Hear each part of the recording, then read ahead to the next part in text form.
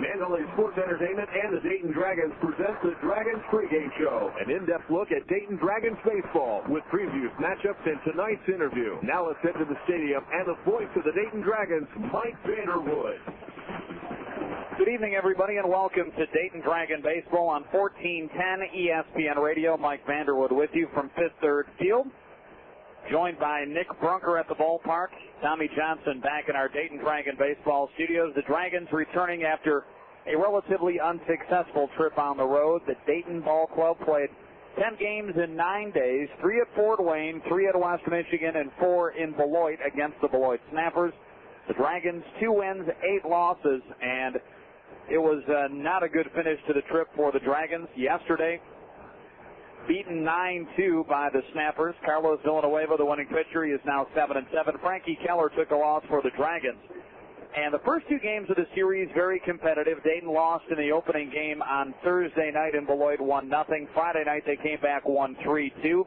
It was a tight game on Saturday night through 5 before the Dragons bullpen surrendered 9 runs in the final 3 innings. Dayton lost 10-1. And then it again was a tight game through 5 innings. And the Dragons surrendered 6 in the last 3, and they lost the game, I should say, by the score of 9-2.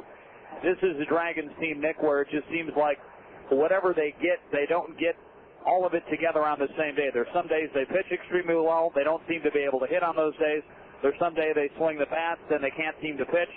And then it seems like when they have the hitting and the pitching together, there's a costly error thrown in there somewhere, and it just seems like they can't get all 3 segments of the game all on the field at the same time. Well, it's unfortunate because these players have put together some very remarkable wins. Come back, they've taken leads in the early portion of the game, but because of the inconsistency, you're going to lose a lot of ball games, and unfortunately, that's where the Dragons are right now. But after finishing the road trip with 2 wins and 8 losses, you'd love to be back home in front of your home fans, and this is a time where the Dragons can rebound and get the home stretch, if you will, started up on a high note. Dragons start a 7-game, 7-day homestand, 4 against the Cedar Rapids Kernels, 3 against the West Michigan Whitecaps. Dragons need to improve on a 6-14 second-half record at home. Right now, unfortunately, the worst in the Midwest League in the second half at the home dig, so no place to improve but up, and there's no time to start like the present. We'll take our first time out and come back with more on the pregame show. You're listening to Dragon Baseball on 1410 ESPN Radio.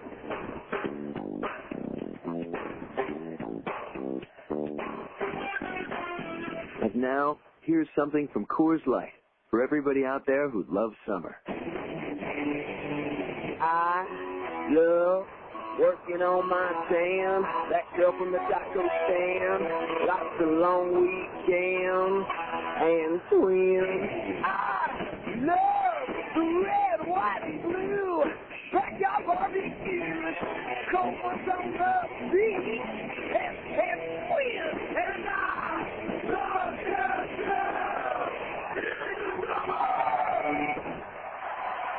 Yeah, have yourself a long, hot summer and an ice-cold Coors Light. Coors Light. Cold, down, easy. Rock on. Coors Brewing Company, Golden, Colorado. Next time you buy beer, pick up some Coors Light and taste the cold, crisp, refreshing difference.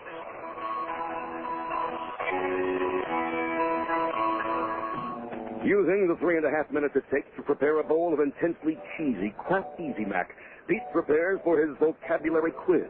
As the bowl pirouettes on the microwave turntable, Pete thinks of its copious, cheesy taste and longs profusely for its rich palatability. On the verge of famishment, Pete now watches the microwave chronometer with marked fervor. Kraft Easy Mac, big cheesy taste, 3.5 minutes of me time. Snack the Mac. Former Nesquik powder users are telling us why they switched to rich chocolate Ovaltine.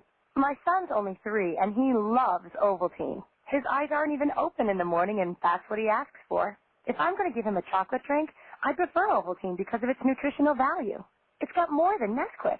Ovaltine's a necessity on my grocery list, right next to milk. When we're shopping, my son even picks out the Ovaltine can. Ovaltine. Try it for the nutrition. Keep buying it for the taste. Ovaltine, please! Hello, I'm Percy Mack. As superintendent of Dayton Public Schools, I spend many hours working on reform initiatives for our schools. I have little time to travel. However, when I have a chance to get away, I can't waste any time. When I travel, I need an airport that I can get into and out of quickly, and one that keeps the cost of my ticket as low as possible. That's why when I travel, I always fly out of the Dayton International Airport. At Dayton International Airport, I can be off of my plane and back at work in an hour. That's what I call making an educated decision. You too can experience the convenience and low cost associated with flying through the Dayton International Airport. With nearly 100 direct and nonstop flights, you can quickly and easily reach the country's many great destinations from your backyard. The Dayton International Airport can save you time and money.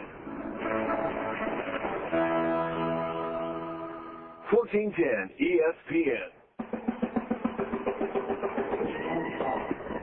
Welcome back to the Dayton Dragons pregame show. Mike Vanderwood and Nick Brunker from Fifth Third Field. The Dayton Dragons back home after finishing up a 9-game road trip, or a 9-day road trip. 10 games in all. The Dragons go 2-8 away from home. Glad to be back at Fifth Third Field. It's 4 against the Cedar Rapids Kernels, the Midwest League affiliate of the Anaheim Angels, and then the West Michigan Whitecaps come in over the weekend, the affiliate of the Detroit Tigers. Big news today out of Cincinnati. The Reds send Corey Lytle to the Philadelphia Phillies for 2 minor leaguers and a player to be named later. Javon Morin, an outfielder, left-handed pitcher Joe Wilson. They will both be Dayton Dragons and should get into town. I would imagine they're going to be en route now. And they both were at the Lakewood Blue Claws, which is the low-A affiliate of Philadelphia out of the South Atlantic League, where they were teammates with a former Dragon, Randy Ruiz. Javon Morin batting at .285, couple of home runs and 38 RBI in 101 games, 120 hits, and a real speedster. 39 stolen bases on the season, caught stealing 17 times. Minor league totals in 2 seasons, hitting .285. Morin was a 4th-round draft choice in the 2003 first-year player draft, led the New York Penn League that season with 27 stolen bases for the Batavia Muck Dogs in the New York Penn League. And this season, entering play, was the 15th best prospect in the Philadelphia organization. On the other side of it, Joe Wilson, left-handed pitcher, 13th round selection in June 2003, 30th ranked prospect in the Philadelphia organization. And with 19 starts and 5 relief appearances in Lakewood, 4 wins and 7 losses, but a 3.64 earned run average. And a lot of that, it's a little bit of lack of run support more than anything else. If you take a look at the rest of Joe Wilson's numbers, 94 innings, just 74 hits allowed. He has struck out 89, walked 49. So the number's pretty good, and then obviously you get the player to be named later, and generally how that works out is Philadelphia at some point will give Cincinnati a list of 10 players or so that they can choose from and say, okay, out of these 10 guys, you can get one of these players. So Corey Lytle headed to the Phillies, so he's smack dab in the middle of a playoff race, and the Dragons hopefully going to get some assistance. Not great chances for the Dragons as far as the playoffs go for 2004, but as long as you're not mathematically eliminated, you still have a fighting chance, and the Dragons find themselves entering play tonight, 8.5 behind Fort Wayne for the Midwest League's Eastern Division second half lead. They are 8 full games out of a wild card spot. Things have really tightened up in the Eastern Division. Lansing now leading Fort Wayne by a half game. Lugnuts are 24-19. Fort Wayne at 23-19. Then come the Battle Creek Yankees at 23-20. Half game behind Fort Wayne. 1 full game behind Lansing in third. Then West Michigan, who has won 5 of 6. They are 20-22. 3.5 games behind Lansing. 3 behind Fort Wayne. Just 2.5 behind Battle Creek. Then South Bend at 19-24. 5 behind the Lugnuts. Then the Dragons 9 games behind Lansing. But remember, since Lansing is a wild card team from half number 1, you're trying to catch Fort Wayne, Battle Creek, and West Michigan. So the Dragons trail those 3 teams by 8.5, by 8, and by 5.5 games respectively.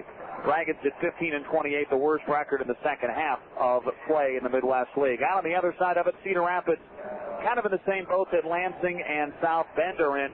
Also Kane County. They're the first half wild card team, so the Cedar Rapids Kernels will be in the playoffs. They are 21-22 in the second half, 8 games behind the division-leading Kane County Cougars. And for the Kernels so far in the second half, it's been no place like road. They're 12-7 away from their ballpark. Veterans Memorial Stadium, they're just 9-15 in half number 2, 4-6 in their last 10, so they'll hit the road, and after a long bus ride, will take on the Dragons here for 4 games at Fifth Third Field. So pretty interesting to see when you take a look at a team, a brand new ballpark, Cedar Rapids Stadium, just a couple of years old. They hosted the Midwest League All-Star Game this year. They're having more success in the second half away from their home park than they are in half number 1. They've got an ever-rotating roster. And like a lot of teams in the Midwest League, it has changed significantly since these two teams met back in Cedar Rapids in early May. But one of the guys who's been a mainstay we'll see tonight on the mound, and we'll take a look at the starting pitching matchups when we come back after the break. Real good right-hander going for the Anaheim Angels. Left-hander going for the Dragons. We'll give you the particulars after we take the timeout. You're listening to the pregame show on 1410 ESPN Radio.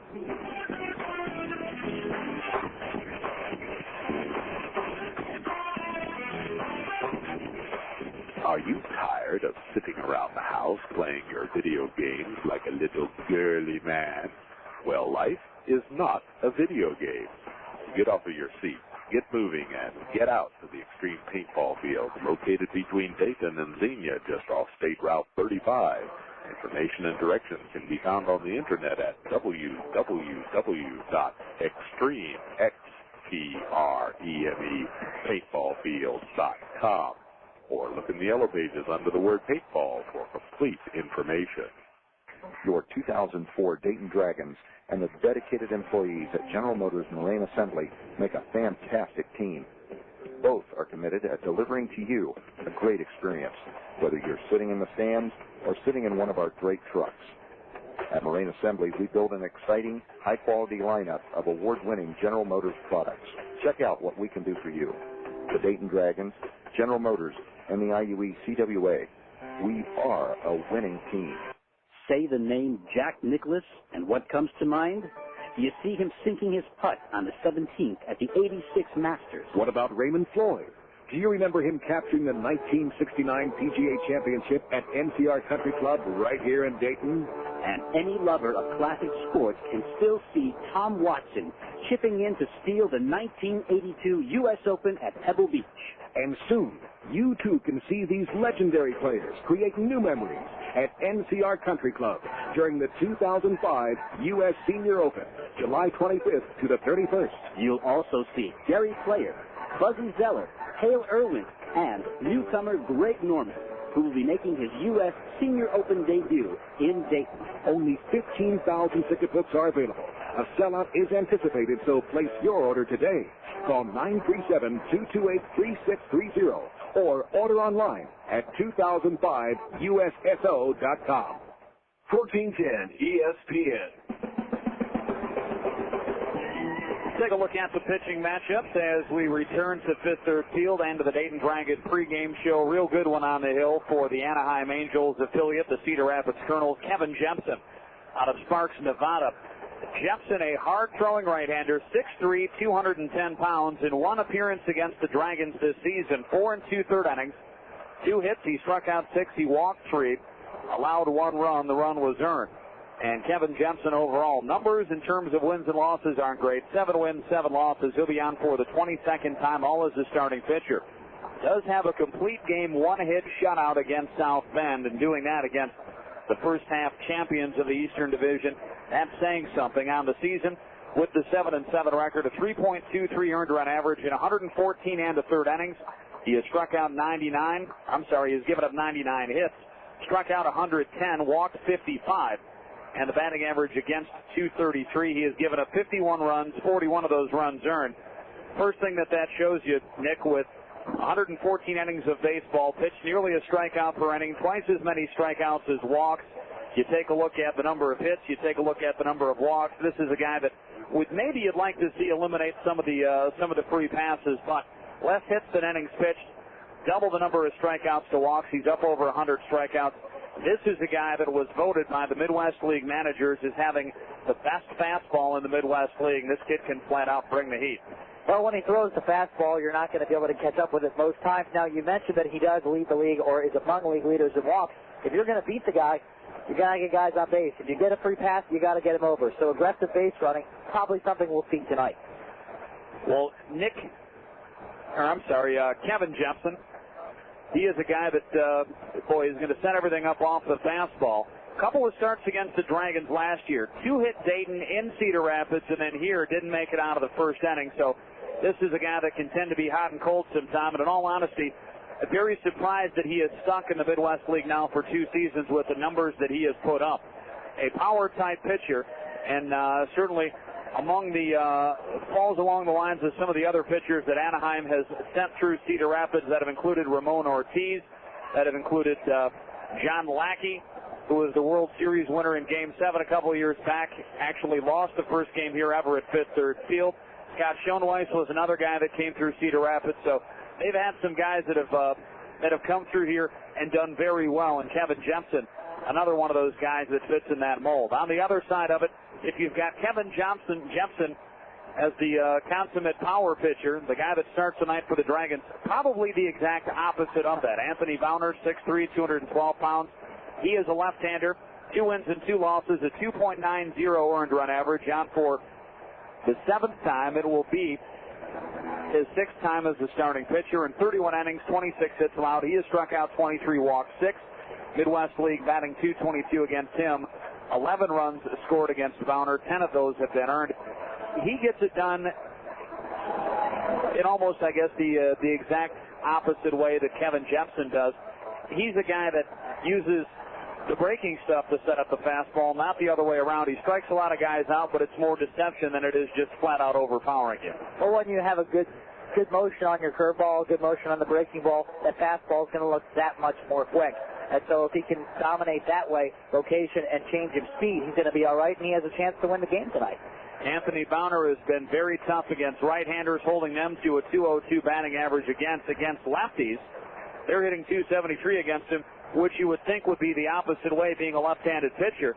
But this is a guy that really does the number on right-handers. So pitching-wise, we should have a great matchup and should be a low-scoring game. But like Yogi Berra once said, sometimes you just never know. We'll take a timeout. We'll come back, and we'll take a look at the starting 9 for the Dayton Dragons. You're listening to the pregame show on 1410 ESPN Radio.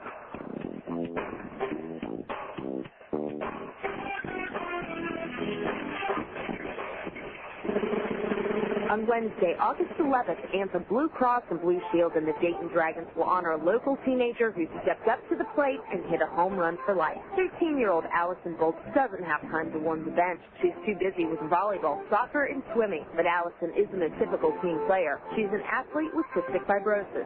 Allison stays ahead of the count by receiving personal care from an all-star team at the Children's Medical Center of Dayton. On a daily basis, she has 2 treatments to clear her lungs, and she takes scores of medication. Helping Allison stay on the playing field are her parents, Jean and Patrick, and her older sisters, Krista and Natalie. Anthem Blue Cross and Blue Shield and the Dayton Dragons applaud everyone who plays a position in Allison's game plan. Join us in celebrating this winning team as Allison makes a home run for life. Anthem Blue Cross and Blue Shield is the trade name of Community Insurance Company, an independent licensee of the Blue Cross and Blue Shield Association. John Madden here for Ace Brand Products, an exclusive line of products created much like Ace itself, to help you with your everyday projects.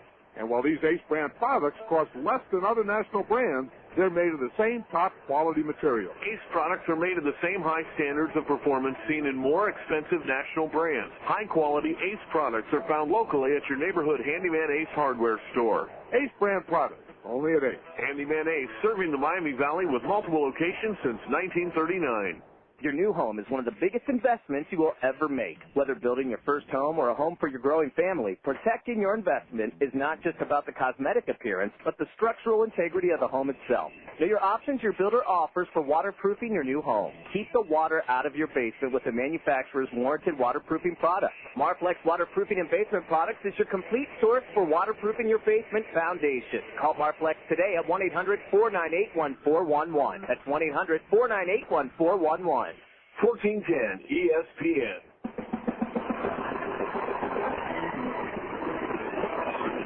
Back at the ballpark, let's take a look at the starting lineups. First for the Dayton Dragons, they come in with an overall record of 42-71. Second half, the Dragons at 15-28, 9 games behind the Lansing Lugnuts in the Midwest League's Eastern Division. Dayton managed by Alonzo Powell. The lineup looks like this tonight. Chris Dickerson in left field will lead it off. Batting second, Luis Bolivar. He is at shortstop. Joey Votto at first base hitting third. The DH, Jeff Gillis, will bat fourth. Cody Strait in center field hitting fifth. Abuelito Hernandez starting at third base. He'll bat sixth. Hitting seventh, Miguel Perez, the catcher. Matt Gray will hit eighth. He is in right field, batting ninth. The second baseman, Jorge Mejia. On the hill for the Dragons, the left-hander out of Fieldsville, Ohio, Anthony Bowner. 2 wins and 2 losses, a 2.90 earned run average. He'll be on for the 7th time, 6th time as the starting pitcher. We'll take a timeout. We'll come back and we will check the starting 9 for the visitors from Cedar Rapids, the Midwest League affiliate of the Anaheim Angels. You're listening to Dragon Baseball on 1410 ESPN Radio.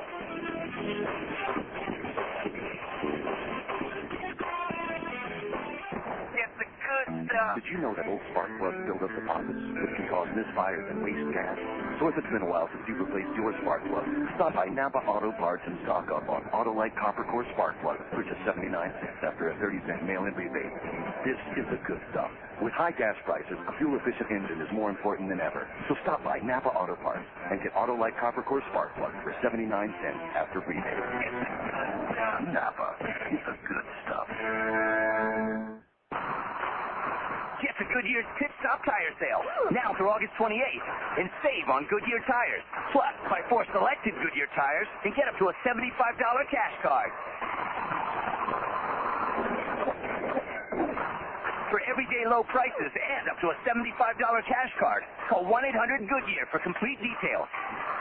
Stop and get your Goodyears today, and race in to check out Goodyear's new Assurance brand of passenger tires. Mail-in cash card offer ends August 28th. Before I tell you about new Shell V-Power gasoline, I should give you a heads up. This commercial has dirty words in it. Everybody ready? All right, here they are. Intake valve deposits and clogged fuel injectors. Am I still on the air? Okay.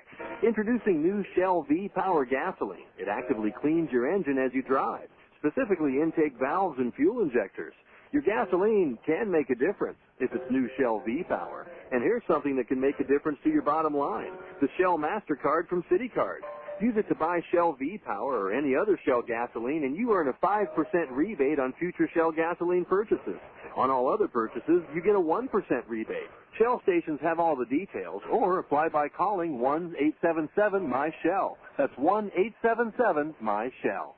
Shell V-Power and the Shell MasterCard from CityCards. They're both part of the waves of change at Shell. 1410 ESPN. Back at the ballpark, let's take a look at the starting 9 for the visitors from Cedar Rapids, the Kernels. They are the Midwest League affiliate of the Anaheim Angels. The overall record, 63-49 in the second half. They're 21 up, 22 down, 8 games behind Kane County in the Western Division. They are managed by Bobby Magalanis, and the starting lineup tonight looks like this. Howie Kendrick will lead it off. He is the DH. Ryan Leahy will bat second. He is at second base. Matt Pauley hitting third. He is in left field. Brandon Wood, the shortstop, batting fourth. Altazar Lopez hitting fifth. He is at first base. Matt Brown at third base hitting sixth. Warner Madrigal batting seventh. He is in right field. Michael Collins, the catcher, hitting eighth. Juan Cosby hitting ninth. He is in center field. Kevin Jepsen at 7 wins and 7 losses, a 3.21 earned run average. He will be on for the 22nd time, all as the starting pitcher. When we come back, we'll hear from our Dragons baseball insider, Mark Katz of the Dayton Daily News. You're listening to the pregame show on 1410 ESPN Radio.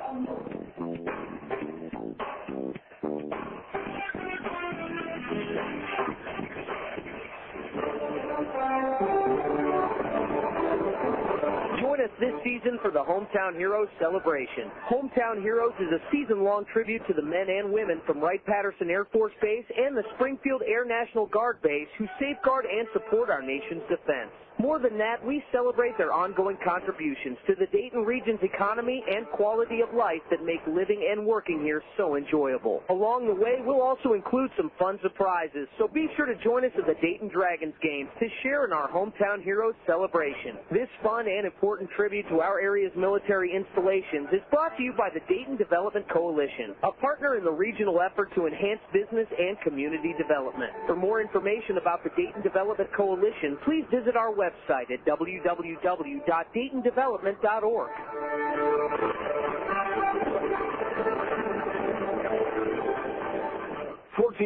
ESPN. Back at the ballpark, Mike Vanderwood, joined by our Dayton Dragon baseball insider, Mark Kantz of the Dayton Daily News. Hello. How you doing? Fine. Outstanding. Doing nice great. to see you. Hey, obviously some big news going on today with the trade. Corey Lytle going to Philadelphia. You had actually mentioned that to me when we were both walking into the parking lot. Did it surprise you that, number one, that they moved Corey Lytle after signing him to a free agent deal at the end of the offseason last year? Number two, does it surprise you that he went through waivers? I know he was a guy that was not making that much money being a left-handed starter. I guess it surprised a little bit that he made it through waivers, but, he's just been kind of average this year, and I guess, at this point, I think teams are looking for players that can really make a difference, and the guys that are marginal are just, going by the wayside a little bit. Javon Morin, an outfielder. Joe Wilson, a pitcher. Do you know anything about those guys at all other than having a look at their numbers? Did you get a sense from Alonzo Powell that this should be a good move to help this team out? Well, I hope it helps this team. I think it's a little late in the season for this team to get itself, to tell you the truth. What I'm most surprised about is that for the second or third year in a row that the Reds are trading major league pitchers for guys that are in low A ball, which means that you're looking at 3 or 4 years before they ever hit the major leagues. I'm done. It'll be interesting to see. Obviously, with 2 guys coming in, 2 guys have got to go out, so we'll have some roster moves to pass along tomorrow, and should be interesting to see what happens. Hey, Mark, as always, appreciate the time, and we will chat with you again before game number 2 of the series tomorrow night. Thanks. Great, thank you. We'll take our final timeout, and we'll come back with baseball. Dragons and the Kernels, first game of the 4-game series from Fifth Third Field after the break. You're listening to the pregame show on 1410 ESPN Radio.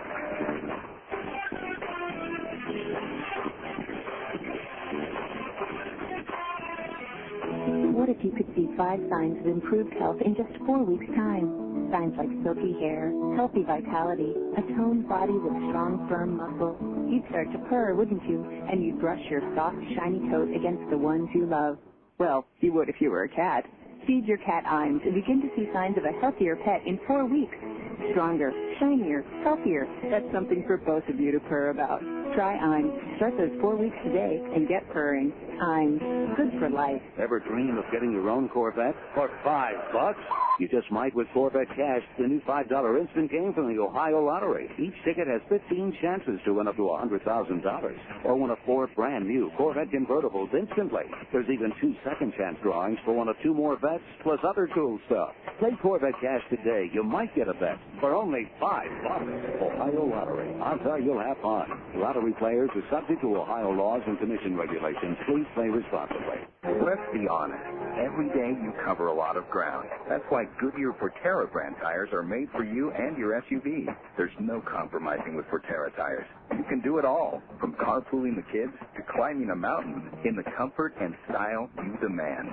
Right now, get up to a $75 cash card when you buy 4 Forterra HL tires, Goodyear's best SUV tire. Visit a participating Goodyear retailer or call 1-800-GOODYEAR for complete details. This mail-in offer ends August 28th. I think he's asleep. Let's get to bed. Walk faster. I'm trying. Want quieter floors? Filled with titanium plywood from Georgia Pacific. Plywood is made from wood veneers, and it's less likely to squeak than oriented strand board. Accept no substitutes. Ask your builder or local building supply retailer for titanium plywood. 1410 AM, WING, Dayton. A Radio 1 station. This is Dan Patrick. You're listening to the home of the Buckeyes. This is ESPN Radio. Dayton Dragons baseball is on the air. Into the mile. This one may be gone. Dragons are going to lead it deep out to right and yard work. The Miami Valley Gold team is fired up and ready to take on the Midwest League. From Mandalay Sports Entertainment and the Dayton Dragons, this is Dayton Dragons baseball. crushed down the line and left, way back and gone. Follow every play of the Dragons season from the first pitch to the final out and all the exciting baseball action in between. This one's gone and ball game. Oh, he hit it a mile. Exclusive coverage of Dayton Dragons baseball is brought to you by 1410 ESPN Radio, WING AM, Cincinnati Bell, the Dayton Daily News, Dayton Power and Light, Fifth Third Bank, Heidelberg Distributing and Budweiser, Veteran Medical Center Network, Kroger Food Store, and Votto Network. How about the Dayton Dragons picking them up in bunches? Now let's head out to Fifth Third Field and the voice of the Dayton Dragons, Mike Vanderwood.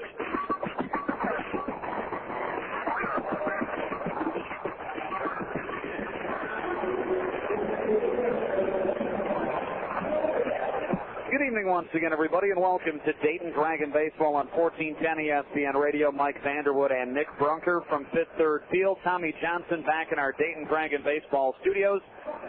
Dragons tonight taking on the Cedar Rapids Kernels, first of a four-game series, and for the Dragons, I guess the best thing that you can say is there is no tomorrow for this club. You've got to win today, and you've got to get the ship turned around right now, ASAP, as quickly as possible, if you've got any hope at all to become a playoff team. And those hopes are certainly fading fast, especially when you drop 8 of 10 on a road trip. And the Dragons, there is no longer room for error. They've got to get things going in a positive manner and get things going tonight. Anthony Bowner, the first pitch of the ball game at 7:01 Dayton Dragon time. That's a strike on the inside corner. And the count 0-1 on the leadoff hitter, Howie Kendrick. Kendrick just recently off the disabled list for the Cedar Rapids Ball Club. 2 months on the DL with a groin pull. And that is pretty severe when you miss nearly 9 weeks of time, and he is a real spark plug for the Kernels in the top of the order. They're certainly glad to have the right-hander back. A .355 hitter, 5 home runs and 28 RBI. Pitch was fouled back out of play in the 0-2 from Bowner, misses upstairs. Anthony Bowner on for the 7th time, 6th time as a starter, 2 wins and 2 losses in 31 innings. The left-hander has given up 26 hits, struck out 23, walked 6. This one off the end of the bat. Cody Strait races in from his position in center field, makes the catch in shallow left center. Howie Kendrick retired. That's 1 down in the inning. So Kendrick gone. That'll bring up Ryan Leahy. Bowner with the 2-2 record, a 2.90 earned run average. The Midwest League this season batting .222 against him. First time that he has faced Cedar Rapids. Howie Kendrick, Ryan Leahy, and Matt Pauley. Couple of right-handers and a left-hander. And the first pitch missed outside on the count of ball and no strikes. Darren Booten is on the plate tonight. Tim Dowd, the umpire, on the bases. 80 degrees in the southwest breeze tonight at 12 miles an hour. Swing and a miss and a good breaking ball. And the count on the second baseman, Leahy, evens up at a ball and a strike. Ryan Leahy batting at .231, 1 home run, 1 run batted in. A 1-1 from Anthony Bowner. Sent foul, this one on the first base side. That'll reach the seats. And the count now 1-2. Overcast skies tonight at Fifth Third Field, so the sun should not be too bothersome for those on the right side of the infield, and especially for Matt Gray in the Dragon outfield. Gray starting in right field tonight. Matt has not had that much game experience here at Fifth Third Field, so certainly going to have to get used to that high sky as the sun sets on the third base side. 2 balls and 2 strikes as the breaking ball missed outside. 2-2 coming home. Just missed inside. Now a full count, 3-2.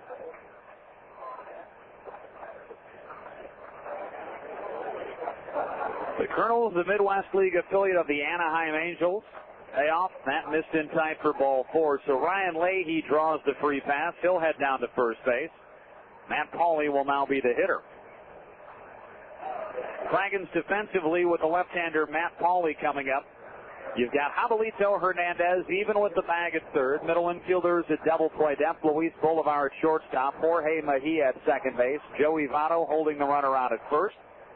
The battery tonight, Anthony Bowner on the hill, the left-hander. Miguel Perez, the Dragon catcher. The outfielders left to right, Chris Dickerson, Cody Strait, and Matt Gray. And the first pitch from Bowner to Pauley, over but low in the count of ball and no strikes.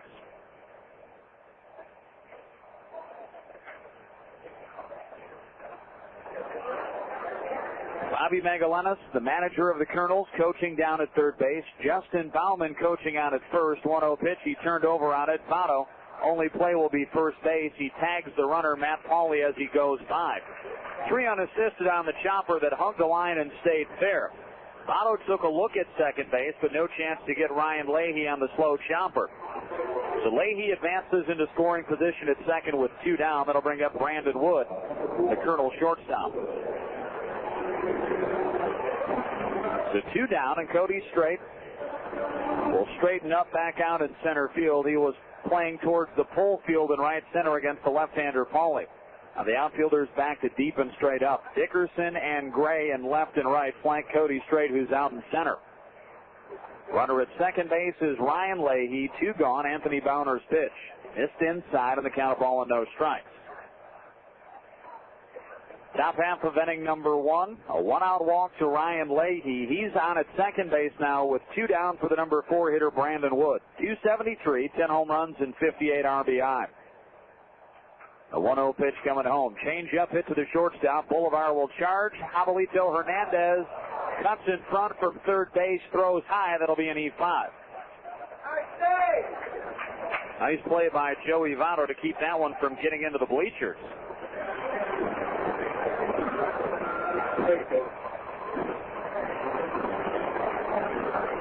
That's an E5, not a base hit. Baltazar Lopez will be the batter. Lopez on at first base tonight. You've got Leahy on at third. Brandon Wood on at first base to reach down the air. And the signal indicated by the bases umpire Tim Daub moved his hands to the left, meaning that the throw pulled Joey Votto off the base, that the ball got there in time. And with 2 down, the pitch from Bauner missed in tight, and the count of ball and no strikes. Baltazar Lopez batting at an even 300, 6 home runs and 24 RBI.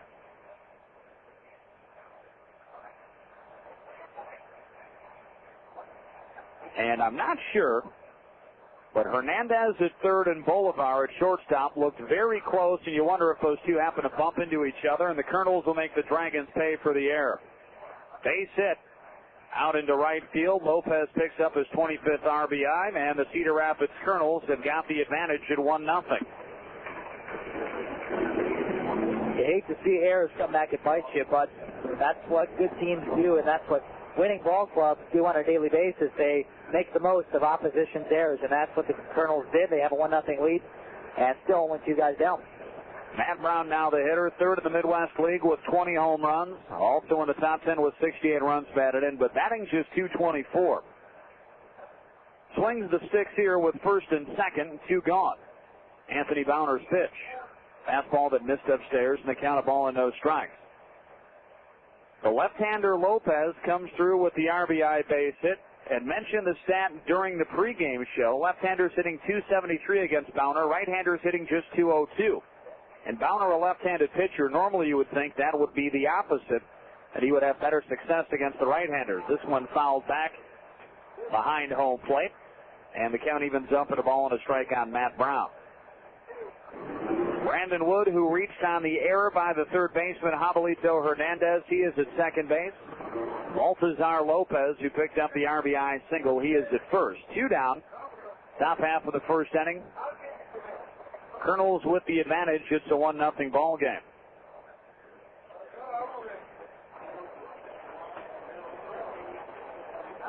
Ball and a strike is Miguel Perez and Anthony Bauner. Come to an agreement on a pitch. Bauner checks the runner back at second. Fastball back out of play, first base side again. And the count now in the pitcher's favor at 1-2. Ball and 2 strikes on Matt Brown. This inning started with Howie Kendrick, the designated hitter, flying out to center field. Ryan Leahy drew a walk, went to second base on a slow ground ball hit by Matt Pauley to the first baseman Joey Votto. Brandon Wood reached on an error by Jovelito Hernandez at third. A throwing error pulled Joey Votto off the bag. That got Wood safely to second base.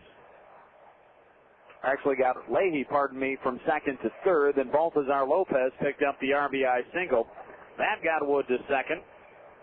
Got Leahy home, and that's where we're at right now, 1-0.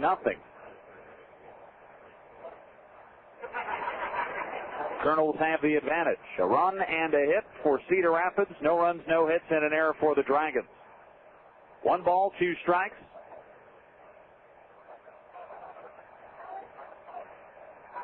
Bowner trying to get out of the top half of the first inning. The pause and the pitch coming home from the left-hander. Change-up that missed upstairs and now 2-2. And ever since he threw that first pitch strike, Anthony Bowner's been up in the zone, and that is not a good precedent for a pitcher to set early on.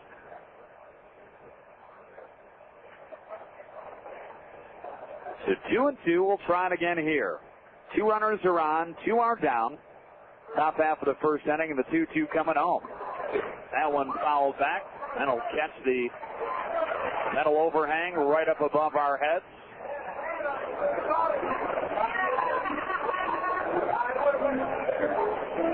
And the count stays 2 balls, 2 strikes.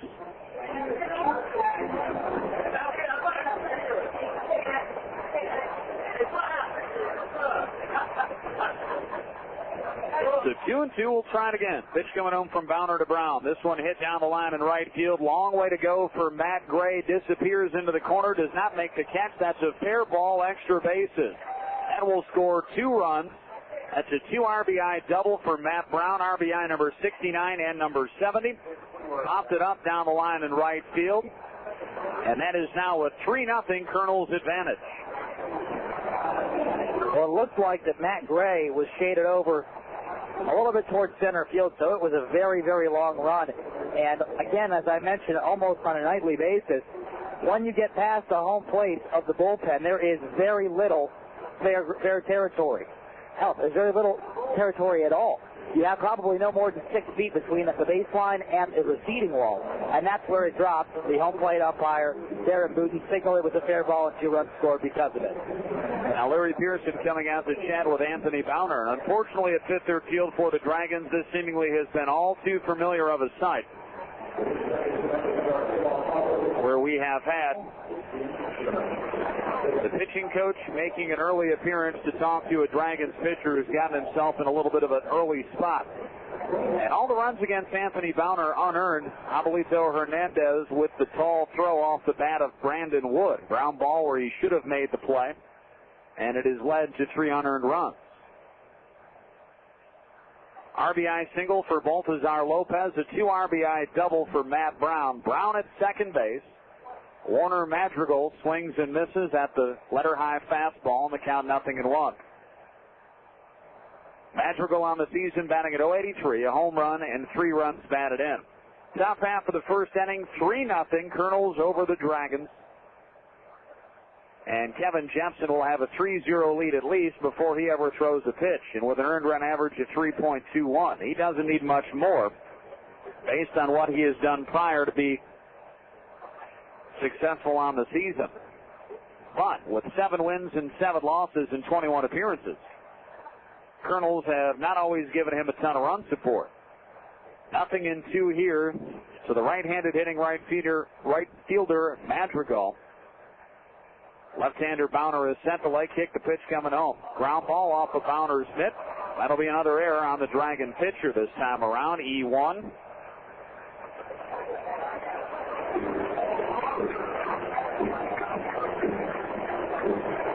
Matt Brown to third. Second error of the inning.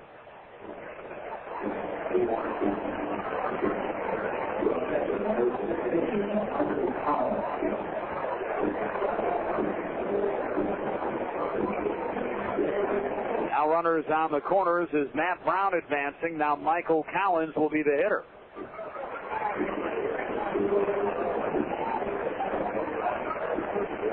And for the Dragons, the fielding woes continue. 140 errors on the season now for the Dayton Ball Club.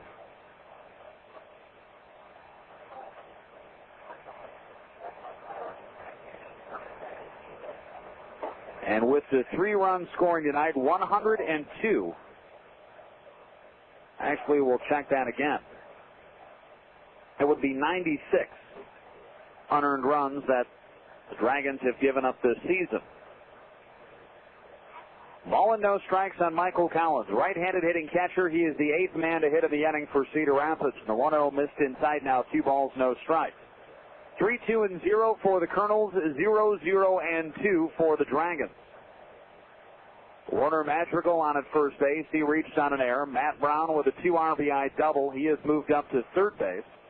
Collins at 213, 1 home run, 8 runs batted in. And the 2-0 coming home. Chopped over Hernandez's head, another base hit. Collins picks up his 9th RBI. Singles to left field, that makes it a 4-0 ball game. Madrigal to second base, and the Dragons having a heck of a time getting out of the top half of the first inning. Boy, and just think what Cedar Rapids could do if they were well rested. They left at 7 last night, got here at 5 o'clock in the morning. That's what errors will do to you. It seems like that's the error with 2 down in the inning. And bear in mind, 3 of the 4 runs that have scored have come around with 2 men away. And that error, I think, was the turning point in this entire inning. Gave the momentum pretty much entirely to the Cedar Rapids Kernels, and they harnessed it, put 4 runs across. All the runs against Anthony Bowner of the unearned variety. There's a strike on the inside corner to Quan Cosby. And the old Bronx cheer for umpire Darren Budden. 0-1 to the switch-hitting center fielder Quan Cosby, batting right-handed. This one out into right field. Matt Gray has got it measured. He will make the catch. That's the 3rd out of the inning. The Kernels send 9 men to the plate. They score 4 runs. They pick up 3 hits, 2 Dragon errors, 2 runners left on base. We played a half inning of baseball. Cedar Rapids 4, Dragons coming up on 1410 ESPN Radio.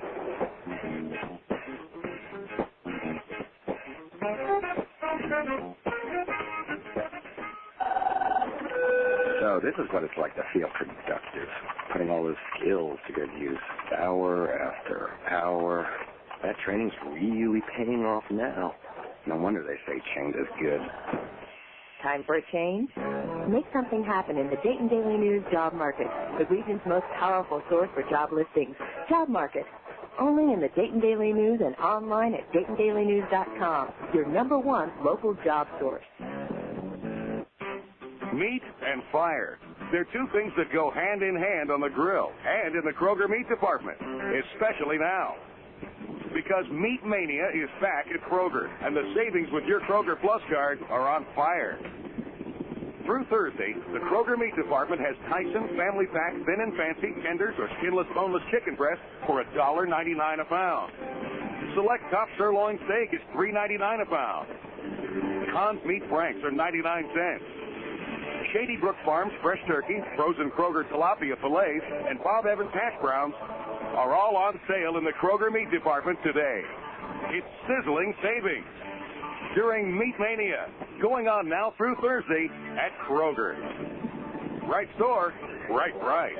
And don't forget to take advantage of the Kroger Neighborhood Reward Program. Start earning money for your favorite nonprofit organization today. Stop by your neighborhood Kroger for details. 1410 ESPN.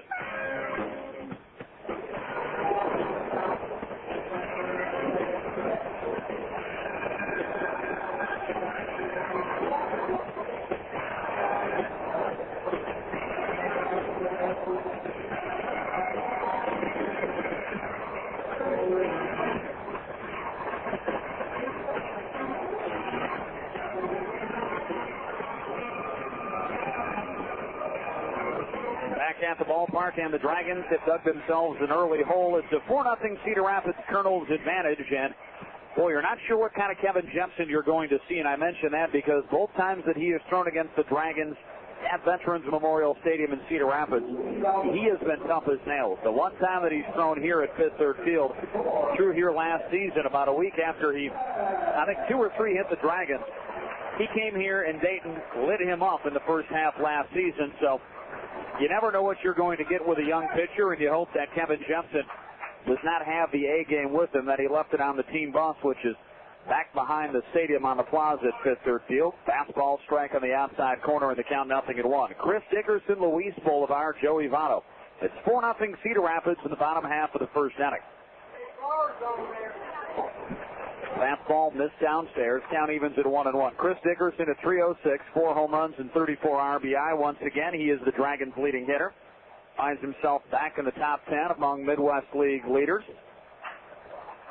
1-1 Dickerson got a piece of the ball and got a piece of Chris Dickerson off the front right leg on the left side of the batter's box, and the count now 1-2.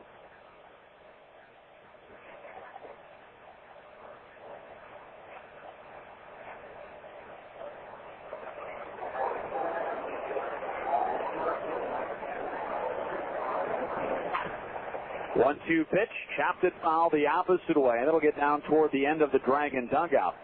And if you're down at the ballpark tonight, and if you happen to notice, boy, there is a regular Cincinnati Reds convention at the stadium tonight. You've got Reds general manager Dan O'Brien in attendance, the assistant GM Dean Taylor, roving hitting instructor Jim Hickman, roving outfield instructor Rodney McCray. That's a one-hop bullet to the second baseman Ryan Leahy. Dickerson retired on a hot shot, second to first.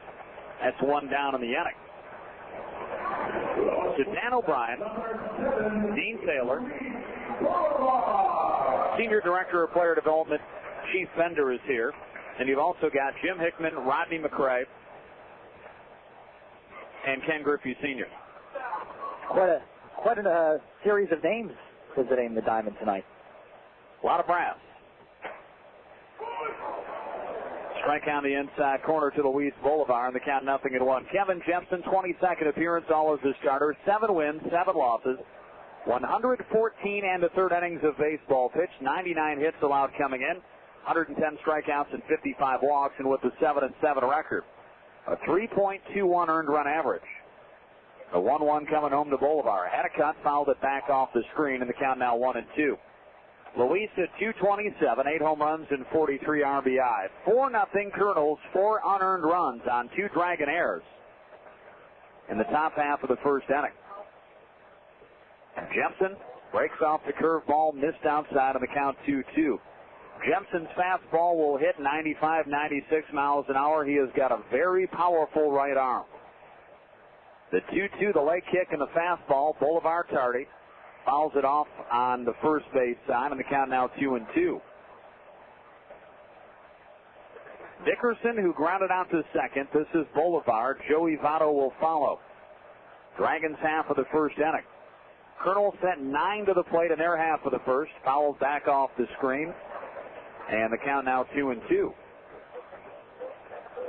And much more so than any of the 3 hits that drove home runs. The error by Jovelito Hernandez extended the inning, led to 3 of the unearned runs, and then an error by the pitcher Anthony Bauner did not help his own cause. That led to the 4th unearned run being scored. Curveball that just missed outside, the count now full 3-2. Right-hander against right-hander, Bolivar awaits, and the pitch coming home. Change up in his eyes. Interesting call, I think, more so than Bolivar chasing a pitch out of the strike zone. Very interesting call when you've got a guy that throws a 96-mile-an-hour fastball. I'm not sure that you're going to be sitting on a 3-2 changeup. Interesting selection there from Kevin Jepsen. Well, Jepsen probably fooled not only the players that are behind him, but obviously fooled Luis Bolivar. And if you're known to have a dominant fastball, why not throw it out with a 4-run lead? You can only do one more pitch out of the strike zone and walk the guy. So not a bad idea for Jepsen at all to throw the changeup. Pitch to Votto, missed outside, on the count of ball and no strikes. Hey, you would certainly expect that on a 3-2 pitch, he's going to go with his bread and butter. Bolivar did not show that he was able to catch up with the fastball, threw him a changeup. And Luis, I'm sure, jumping out of his socks trying to get a hold of that one. 2-0 to Joey Votto, hitting at .303, 14 home runs and 72 RBI. 2 balls, no strikes, and misses outside, now 3-0. Votto, the left-hander, a little bit of an open stance, very deep in the back part of the batter's box. That back shoe on the back chalk line. 3-0 on the outside corner, now 3-1. Defensively for the Kernels, you've got Matt Brown at third, Brandon Wood the shortstop, Ryan Leahy at second, Baltazar Lopez at first as Votto sends it foul down the line at third base the opposite way. Now the count full of 3-2. Kevin Jepsen, the right-hander from Sparks, Nevada, on the hill. Michael Collins behind the plate. And the outfielders, Matt Pauley, Quan Cosby, and Warner Madrigal. In left, center, and in right field. Cosby can run down pretty much anything. You know, Cosby's the kind of guy that could go head-to-head against a greyhound and beat the champion sprinting dog by 20 yards in a 40-yard dash. He can absolutely motor. 3 balls, 2 strikes, and the payoff coming home. Missed outside, ball 4. And in Cosby's case, the Angels' gain is Texas A&M football's loss. This was a guy, and I could be wrong, but at some point between his junior and his senior year in high school, was the Texas State 100, 200, 400 champion in running. Was All-State defense, was All-State offensively, was All-State, I believe, as a punt and a kick returner. This guy was All-State like 8 different times between his junior and his senior year. Ridiculous how good of an athlete that guy is out in center field. Strike on the inside corner and the count 0-1. I believe was set to attend Texas A&M as a defensive back on obviously what was going to be a full ride for then coach R.C. Slocum. 0-1 pitcher, Gellis. Line shot timed nicely by Ryan Leahy, climbed the ladder. Ryan Leahy at 5'10" makes the catch. I tell you what, he's 5'9.5". That's a base hit out to right field. The Dragons hit a couple of balls hard, but have nothing to show for it. Dayton strands the 2-out walk. We're through an inning of baseball. 4-0 Kernels on 1410 ESPN Radio.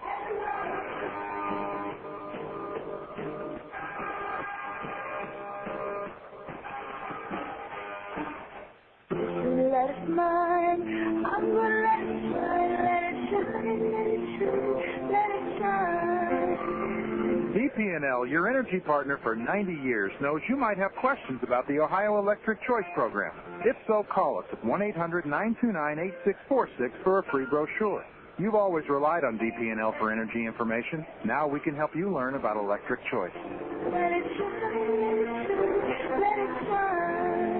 Oh, Frankie, these Miller guys just don't get it. Yeah, what's that, Louis? They're airing commercials where they say Miller is running against Budweiser for President of Beers. Sounds kind of corny. Oh, please, corny. It's annoying. It's obnoxious. No, it sounds like a Miller campaign. Yeah, I mean, it was a long winter, but there's no excuse for this. I mean, Miller had an entire ad agency thinking of ideas, and that one was the winner. Yeah, quite a talented bunch there, huh? Yeah, really, pink slip time. Plus, the whole idea makes no sense. Yeah, what's that? They're running for president of beers in America. Right. Well, Miller was bought by South African breweries, so they're not even eligible to run. Wow. How's Budweiser going to respond? They're not. They asked the Ferris to respond. Oh, listen, here he is.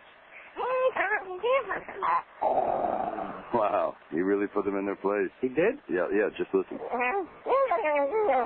Oh, he's not pulling any punches today.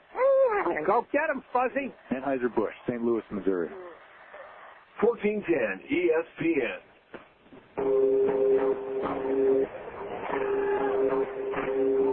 Dragons hit a couple of shots hard in their half of the first inning, but don't have anything to show for it. Cedar Rapids will send up the top 3 in inning number 2. And when you're talking the top of the order in the second inning, obviously good things did not happen for your team in the first. Cedar Rapids getting 4 on the board against Anthony Bowner and the Dragons. Howie Kendrick dumps one out into shallow left center. Nice running catch by the center fielder, Cody Strait. And so far, I'm not sure if you're a Dragons fan, if you like what's taking place, because Howie Kendrick flew out to the center fielder, Cody Strait, on a very similar play in the top half of the first inning. And if Ryan Leahy draws a free pass here, is again, to quote Yogi Berra, could be deja vu all over again. Well, the problem was in the last inning that the Dragons just made a couple of key errors, and Cedar Rapids capitalized. That's as simple as that. If they can come out strong, I think this is the biggest inning that Anthony Bowner will throw in this inning. To rebound from a 4-run inning, the most important thing he can do. 1-2-3 inning here for the Southpaw would be huge, and he should be 2/3 of the way there. Pops up on the infield off the bat of Ryan Leahy. Luis Bolivar, the shortstop, couple of steps back onto the outfield grass, very shallow in left center. He makes the catch. That is 2 down in the inning, and Matt Pauley will now stand in. Yeah, you make an absolutely great point. It's not as if Anthony Bowner was hit all over the place. The double by Matt Brown was as much a placement hit as anything else. And Bowner made the pitches to get himself out of the inning. Unfortunately, he was one of the guys that was guilty in terms of not fielding the ball correctly or not making the play from a defensive standpoint. He got guys to hit the ball on the ground. The Dragons just didn't make the plays. So 2 gone and a strike to Matt Pauley. Bowner, the left-hander. Pauley way out in front. Yanked it foul. That one will ricochet off the side wall down near the Kernel bullpen.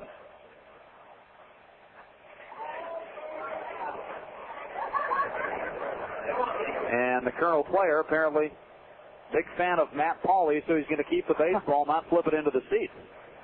I thought maybe he'd wait a few minutes and then go back over the shoulder. But I think he's hanging on to it. Ball and 2 strikes.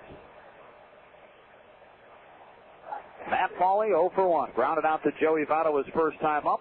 Another ground ball to Votto. A little bit more oomph behind it this time, but the same result. Votto on 2 bounces will field it. He'll take it himself, and a nice job by Anthony Bowner. A 1-2-3 top half of inning number 2. Dragons still trail, however, through an inning and a half. It's 4-0 Kernels on 1410 ESPN Radio.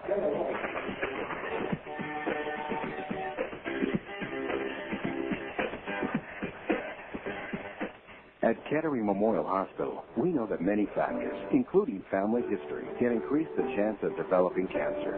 That's why our oncology specialists fight the disease every day with the most advanced prevention, detection, treatment, and support available, which is why U.S. News and World Report named us one of the nation's top 30 hospitals in oncology care. Cancer care for life. That's Charles at Kettering Memorial Hospital. Donato's just got its wings. Not that kind of wings. Donato's new buffalo wings. Oh, buffalo wings. That's right. And like anything from Donato's, they're divine. Big and meaty, bold and spicy, mouth-watering and saucy. Served up hot with blue cheese or ranch for dipping. Yummy. They're the kind of wings you just can't get enough of. Not to mention, they go great with Donato's pizza. Loaded edge to edge with aged provolone and all your favorite toppings.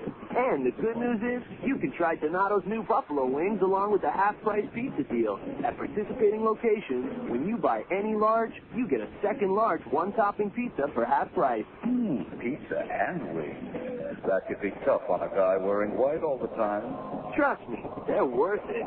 Donato's new big and meaty buffalo wings in hot or mild. And Donato's pizza, a combination that's just plain heavenly.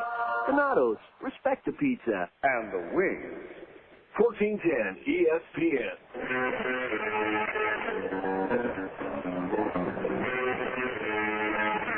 Bottom half of inning number 2, 5, 6, and 7 for the Dayton Dragons. Cody Strait, Jabalito, Hernandez, Miguel Perez. 4-0 Cedar Rapids with the advantage as the Dragons bat in the home half of inning number 2. Kevin Jepsen. A strikeout and a walk in inning number 1. Couple of hard hit balls by the Dayton Dragons. Couple of real nice plays by the second baseman Ryan Leahy. And a ball and no strikes to Cody Strait. Strait at 230, no home runs and 6 RBI. Fastball missed in tight. And the count now 2-0. Matt Brown even with the bag at third, and as I say that, he'll take a couple of steps back.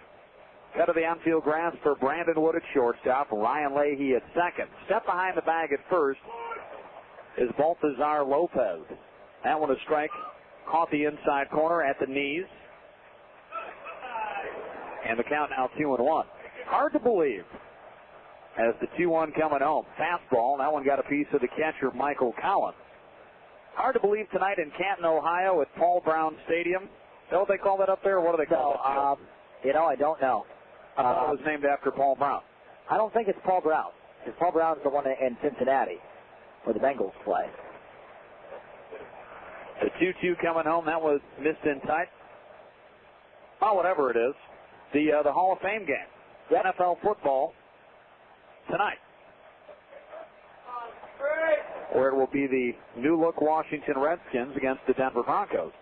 Strait sends it a mile high and foul, and the count now 3-2. Speaking of football, and Cincinnati coming up, I think it's either next week, I want to say, or maybe the week after, the NFL preseason. Bengals hosting the New England Patriots, Super Bowl champion, New England Patriots, and coming back to Paul Brown for the first time, Corey Dillon. 3-2, ground ball down to the shortstop. Brandon Wood will field and fire. And Cody Strait retired. First out of the inning. One gone on the ground. So do you think after the game when Corey Dillon walks off the field, he gives his helmet and his shoulder pads and his jersey and everything away again, or do you think he's going to hang on to those? I think he'll hang on to them, but if I were the fan that was the recipient of those shoulder pads and the helmet, I'd wear it. just despite Corey Dillon. But I'll tell you what, the Bengals are a good-look team. A very, very good-look team. They potentially can be. Hey, if Palmer plays out, the Bengals will be a playoff team. Mark my words. Fastball that missed upstairs in the count of ball and no strikes. Well, that's a big if. Yeah, it is. That's the only real big issue. That is a big if. Ball and no strikes, and the pitch coming home from Kevin Jepsen. That one's on the outside corner. Count evens up at 1-1. Well, I tell you what, that'd be great. You know what? It would. That'd be fine by me. You know, I grew up a Detroit Lion fan. This one sent foul back at a play. But I don't mind the Bengals. And I'll say this. I hope the Bengals sell out every game at home so I don't have to watch the Cleveland Browns ever. I don't know what it is. That team just rubs you the wrong way, huh? It isn't even that. There's not anybody on the team that I really, don't like. Two hopper down to the third baseman. Matt Brown. Throw pulled. Baltazar Lopez a little off the bag. Hernandez retired, however, as Lopez maintained contact and 2 down. I'm not sure what it is, but I'm just, I was never a huge fan of the AFC Central in terms, I don't know if it's the style of play, but between Pittsburgh and Cleveland and, Cincinnati, I think in my mind was always the team that, back when they had Kenny Anderson, that at least kind of opened it up and made it seem like it was a little bit more fun. Yeah, it's unfortunate the Bengals haven't made it more fun in the past decade and a half. 0-1, grounded down to third. Matt Brown had it, dropped it, and that'll be an E5. Miguel Perez safe on the air by the third baseman, Matt Brown. And with 2 down, the Dragons have their second base runner. Still 4-0. Cedar Rapids Kernels with the advantage. I think the problem was, and this is obviously not back during the heyday of, Terry Bradshaw when Pittsburgh was a really good team. And I understand that, Cleveland has had some guys that can throw. Kosar and Brian Slade could throw it a little bit. But to me, the AFC Central always seemed like it was Michigan playing Ohio State, where if there were 150 offensive plays run, 146 were run in between the tackles. Mm-hmm. And you see that enough and it just gets boring. Yeah, it's just monotonous after a while. I hear you. Kind of like this conversation. A ball and no strikes. And the pitch to Matt Gray.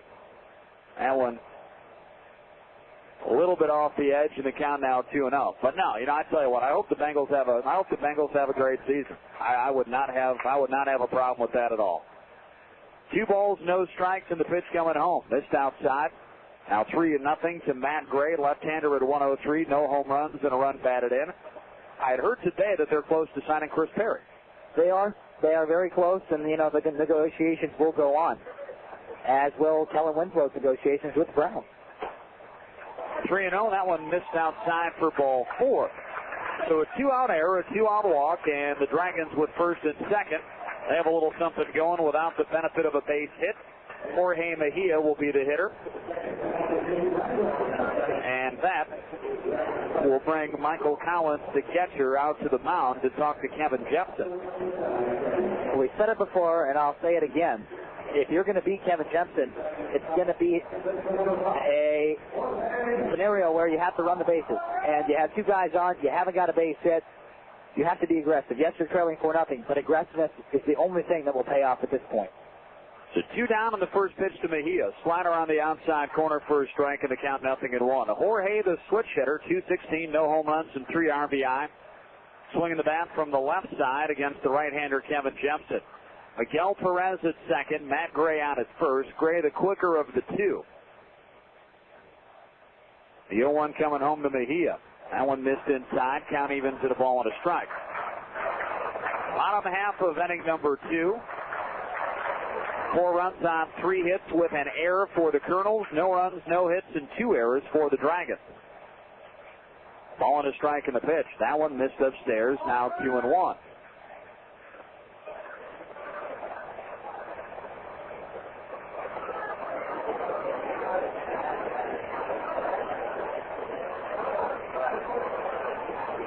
Mejia, very wide open stance, and the hit Down to the shortstop, Brandon Wood will field on a bounce. Go to the second baseman, Ryan Leahy. Matt Gray has forced 6-4 on the fielder's choice. That will take care of the Dragons in the second inning.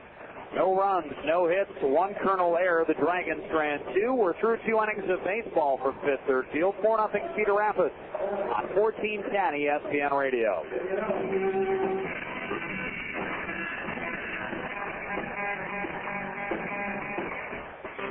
Meat and fire.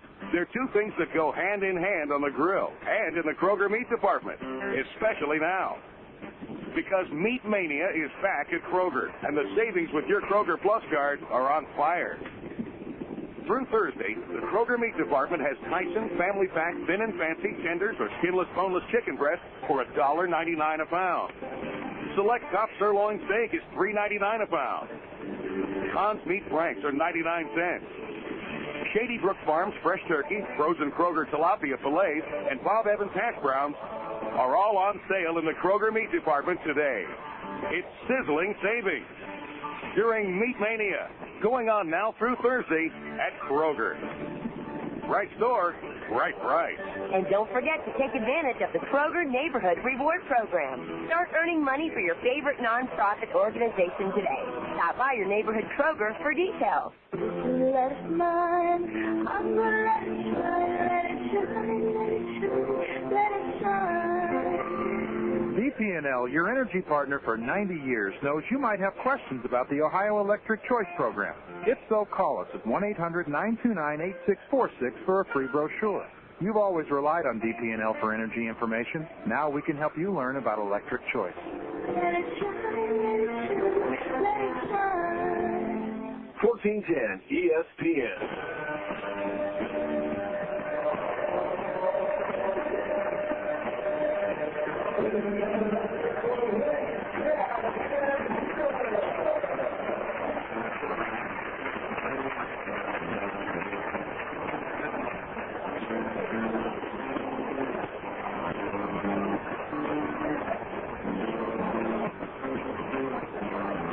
Top half of inning number 3. Cedar Rapids on the strength of RBI from Baltazar Lopez, Matt Brown, Michael Collins, and 2 Dayton Dragon errors. They got 4 runs in the top half of the first inning.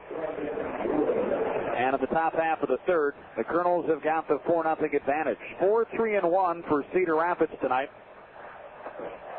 That one fouled straight back in the count, 0-1.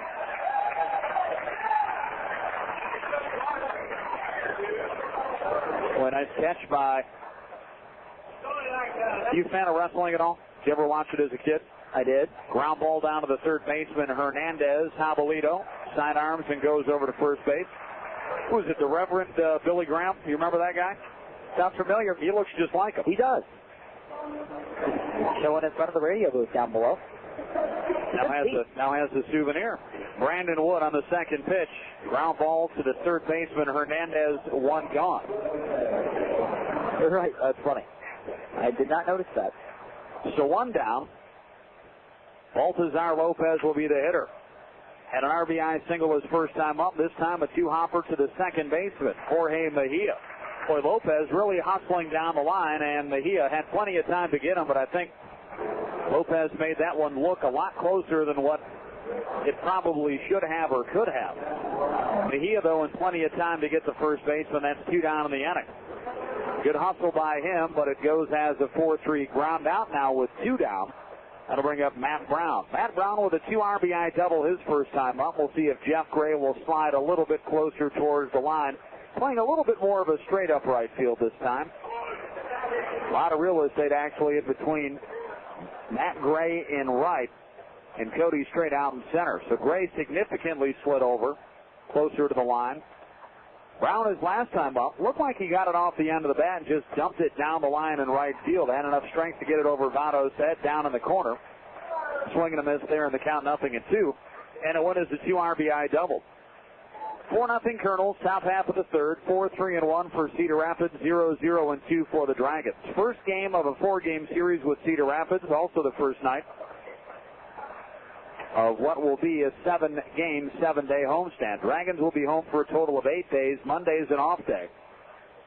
And then Tuesday, Wednesday, Thursday, Friday of next week, the Dragons at Peoria.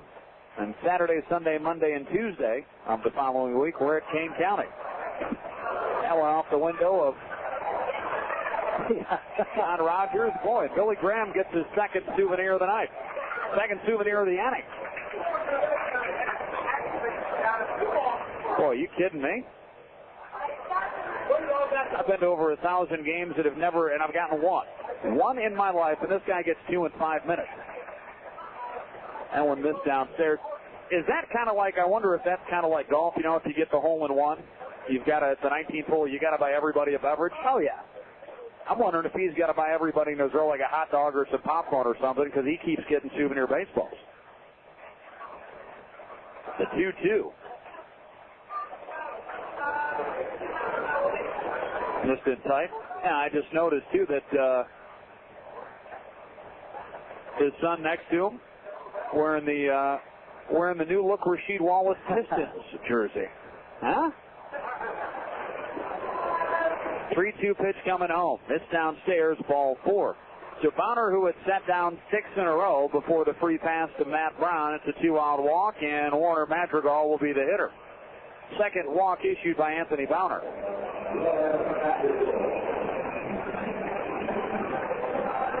And Madrigal will stand in with 2 down, Matt Brown on at first. First 2 outs of this inning, Anthony Bonner has made them look very easy. Got both ground balls, 1 to third and 1 to second. It's obvious that his location is getting better as the game progresses, but as we saw in the first inning, 2 outs does not mean that you're easy out of the inning. First pitch to Madrigal, skied and fouled down the line and right. Matt Gray gives a chase, runs out of real estate. Well, the interesting thing is he retires the 273 hitter in Brandon Wood, the 300 hitter in Balthazar Lopez. And the guy that ends up reaching base is the guy that hits 224. And I guess that's why you play the game on the field and not on paper. The 0-1 from Bonner. This one hammered out into left, but right at Chris Dickerson. Chris started to step in and froze in his tracks, reached up, made the catch. Madrigal retired, and that will take care of the Kernels in the top half of the third inning. No runs, no hits, no errors, 1 man left. We have played 2.5 from Fifth Third Field, 4-0. Cedar Rapids over Dayton. You're listening to Dragon Baseball on 1410 ESPN Radio.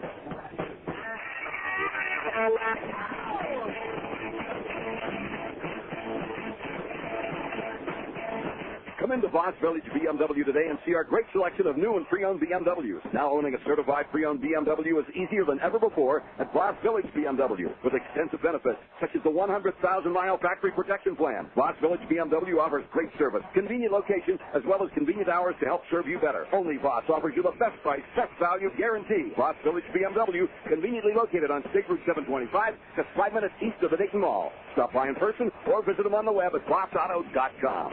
Frank, this election for president of Beers is getting ugly. Tell me about it. They've got an irritating spokesperson running against a horse. I know, it's a tough decision. Tough? Yeah, I like horses, and I like irritating spokespeople. I'm back and forth, you know. What kind of horse is it? Frank, it's Budweiser. It's a Clydesdale. Oh, that's good. It's going to be a landslide. The Clydesdale is unbeatable. Why's that? Why? He looks more presidential than the spokesperson. Well, that's true. I mean, he's got that handsome look, the jawbone. Yeah, I mean, he's cut, he's buff. He's got those shoes with the ankle warmers. Yeah, he's got really nice ears. Yeah, too. nice ears, and he smells better. Oh, yeah. Did you see that debate? Yeah, I didn't understand it. The horse doesn't say a word, and he comes off smarter than the spokesperson. Sometimes it's knowing what not to say. I mean, who would you rather have for president? An irritating spokesperson or a majestic Clydesdale who is symbolic of warm holiday fun? I'll take the horse. Hello, in a choice between a horse and a guy who's only part of a horse, right. Give me the horse any day. Anheuser-Busch, St. Louis, Missouri. 1410 ESPN.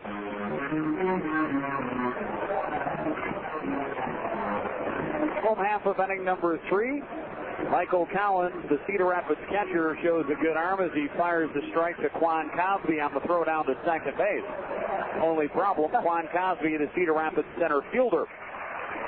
So Collins shows that he's got good range on the arm, and the Dragons in this inning, top of the order. Chris Dickerson, Luis Boulevard, Joey Votto, top 3.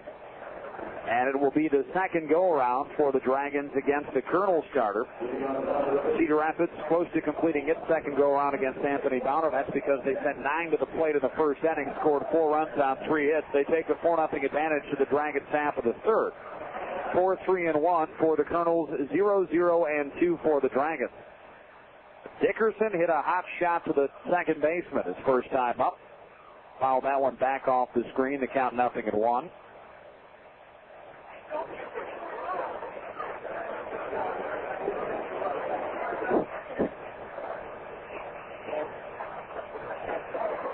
Dickerson, 4 home runs and 34 RBI in the pitch. That one over but low, caught the outside corner, a little bit downstairs. Count evens now at a ball and a strike. All 4 runs unearned against Anthony Bowner. That was in the top half of the first inning. Couple of Dragon errors, one by Hernandez at third, one by Bowner on the pitching mound. That led to all the runs scoring and counting as unearned runs. The 2-1 to the left-hander Dickerson. Chops again to the second baseman. Nice play by Ryan Leahy. And Dickerson retired for the second time. Boy, that's great instincts from the second baseman Leahy. Charged that one, got it on the big hop. If he's a split second later, he gets that short in between hop, and that is always the toughest hop for an infielder to get. Yeah, very underrated play, and that's something that you can't really teach. It's a matter of instinct, and it's a matter of reaction. If you can react to that play, and it's like you said, if it's a split second off, the base hit. So 1 down, Luis Bolivar, the hitter. So Dickerson hit the ball well a couple of times, a couple of nice plays by Leahy at second base. And certainly Leahy making up for the .231 batting average with some stellar plays so far in the field. Ball and a strike. And you wonder how long before you'll see Howie Kendrick back out there at second base. Kendrick, a second baseman by trade, was out about 9 weeks with a groin injury, just back in the lineup. He is a guy that missed a little bit over 2 months worth of game action. So I'm sure they're going to ease him back into the role. They've got him tonight as the designated hitter. Bolivar, check swing got a piece, and that'll even the count up at 2-2. I'm not sure if it's something that you'll see in this series, but before long, then you've got a decision to make if you're Bobby Maguilanis. Kendrick, a much better hitter, hitting a .355 when he went down, was in the top 10 of the Midwest League with the batting average. This one popped up a mile high. Should get back in the seats on the first base side, and it will. Top 4 rows back, and well, that's a nice one-handed pick by Bobby Maguilanis, the manager. Made that with the bare hand and flipped it back into the seats for a souvenir. So the count on Bolivar now at 2-2. So from an offensive standpoint, you'd say, boy, Kendrick's got to be your guy. And it's been a long enough time since we saw Cedar Rapids back in late May. Right now, Leahy, to me, is the more impressive guy at second base because he's more of an indelible memory than what Kendrick is at the same spot. Hot shot, nice pick by Matt Brown at third, down to a knee. The counterclockwise spin and the throw, even with the bag and Bolivar retired. Boy, that's another nifty play by the Kernels infield. 2 down in the inning. Hey, Jepsen's had some nice help behind him. He's got to be happy.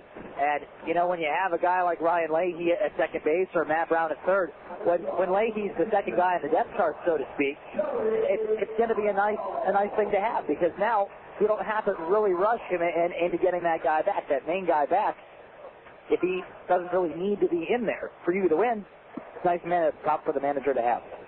Ball and no strike, yeah, especially with it something when it's a leg injury, hamstring, quad, groin, whatever the case may be. You want to make sure a guy is 100% ready because generally the second time that you hurt those things, if the first time cost him 9 weeks, second time will probably cost him the season and plenty of the offseason. It seems like the more often that those things happen and reoccur, the worse that they get. Yeah, especially true with the groin. 3 balls, no strikes to Joey Votto. That is a tough injury to heal because there's not much that you don't do that does not involve the leg muscles. That one missed inside to Votto for ball 4. So Joe still does not have an official time up. 0 for 0. He's got a couple of walks. And Jeff Urgelis will bat with 2 down.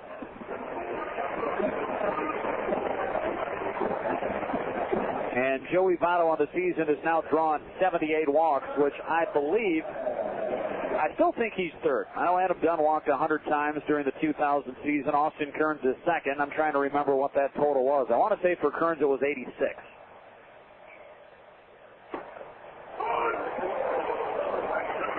Strike on the outside corner in the count, 0-1.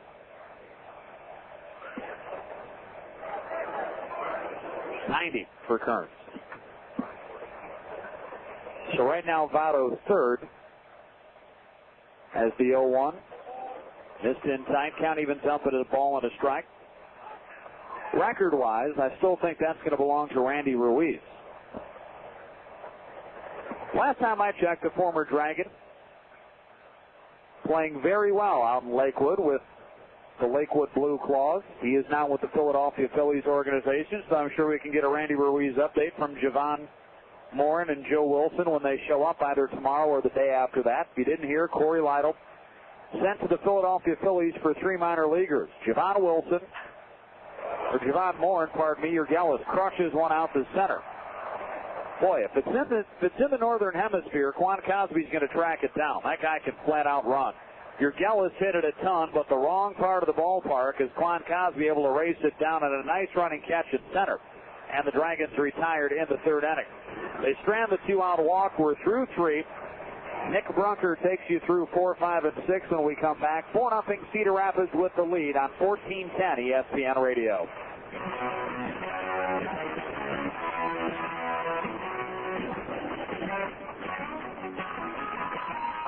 Donato's just got its wings. Not that kind of wings. Donato's new buffalo wings. Oh, buffalo wings. That's right. And like anything from Donato's, they're divine. Big and meaty, bold and spicy, mouth-watering and saucy. Served up hot with blue cheese or ranch for dipping. Yummy. They're the kind of wings you just can't get enough of. Not to mention, they go great with Donato's pizza. Loaded edge to edge with aged provolone and all your favorite toppings.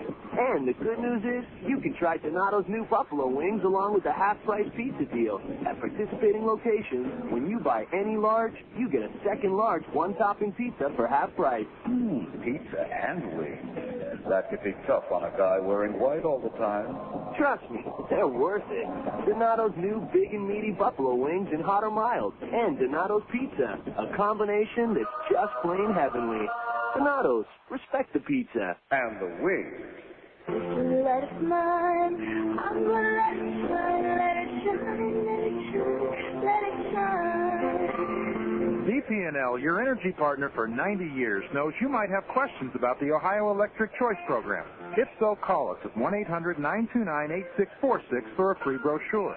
You've always relied on DP&L for energy information. Now we can help you learn about electric choice. Let it shine, let it shine, let it shine. 1410 ESPN.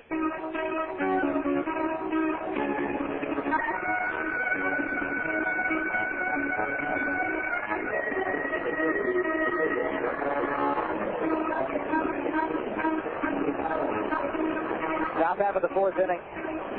Dragons trail by 4. 4-0, 4 runs, 3 hits and an error for the Cedar Rapids Kernels. Nothing across in runs, nothing across in hits, and a pair of errors, both in the first inning, where the Kernels sent 9 batters to the plate. A 4-run, 3-hit inning. And at the top of the fourth, it's Michael Collins, Quan Cosby, and Howie Kendrick. Downer delivers the first pitch, and it's hit a mile into the air into the left center field gap, ranging over, and at the warning track is center fielder Cody Strait. He'll haul it in for out number 1. Hit it a very, very long way to Collins, but it was to the deepest part of left center, about 375 feet. Yeah, Collins did it well, died just shy of the warning track out there. It was pretty interesting to see because you've got Chris Dickerson, who's the center fielder by trade, Cody Strait, who has played some center, has played some left as well. So you've kind of got 2 guys that are used to being the quarterback of the outfield. Interesting to see how those 2 react with each other. Strike there on the inside corner. Dickerson giving way to Cody Strait, as he should, because the center fielder, the rule of thumb is, anything the center fielder calls, it's the center fielder's ball. So a quick out. Didn't even have to throw more than 1 pitch. So Downer trying to get out of the inning quickly. Another one that's skied a mile high in the infield. As there's Joey Votto ranging in from first base, and in front of the pitchers now will make the catch. And that is a good play. communication-wise, you had Downer, who pointed directly up into the air, just like he is supposed to, but then got out of the way. Got entirely out of the vicinity of both Miguel Perez and Joey Votto. And if everything goes the right way, you do not want to have your pitcher ever catch an infield fly. And that's what happened there. Now back to the top of the order for Howie Kendrick. Ball one. Yeah, in that instance, Anthony Bauner is kind of like a dating service. Joey Votto, meet the ball, Joey Votto. Okay, I'm going to go away. You guys do what you guys need to do, and then tell me about it later on. Like a dating service. Haven't heard that one before. He puts the two of them together, and then he gets the heck out of the picture. 2-0 pitch coming to Howie Kendrick. That's going to be over for a strike. And I'll tell you what, since that first inning mishap, and bear in mind all 4 of the runs were unearned, Fowler has been relatively perfect. There's the strike on the inside corner. He retired at one point 6 in a row before walking the batter and then getting out of the inning back in the third, and has retired the first 2 here in the fourth. That one hit a mile into center, but in front of the warning track, Cody Strait will slow down and make the catch, and the inning is over. So the Dragons have not allowed a hit since that first inning. In the fourth, the Kernels go in a row, 1, 2, 3. We head to the bottom of the fourth inning. Still 4-0, Cedar Rapids on 1410 ESPN Radio.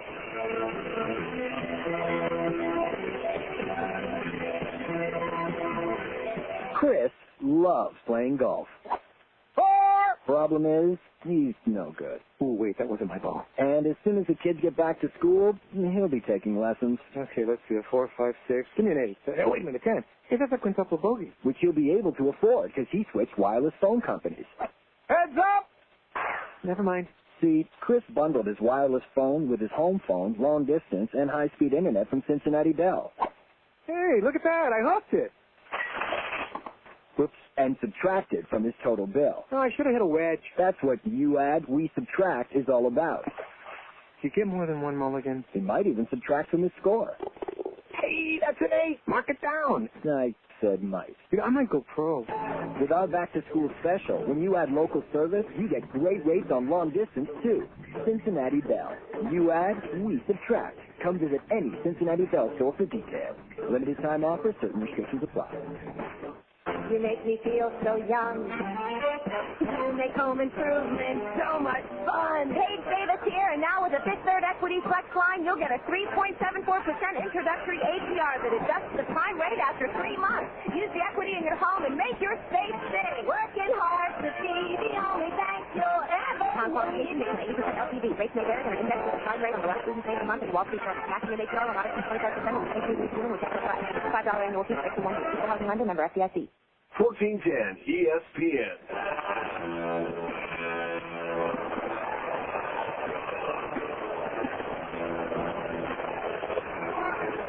Welcome back to the yard. I'm Nick Brunker. Mike Vanderwood also joining me on the broadcast tonight. Tommy Johnson back in our ESPN radio studios. And we always appreciate him spinning the dials. First pitch to Cody Strait is upstairs for ball 1. Strait retire 2 of the 3 outs in the top half of the fourth, and he will step in with an 0 for 1 day at the plate. Grounded out to the shortstop his last time up. There's strike 1 called down the heart of the plate. It'll be Cody Strait, Jabalito Hernandez, and Miguel Perez in this inning. Only Perez of the 3 has been able to reach base. He did so on an error by Matt Brown. There is ball 2 that's low and in tight.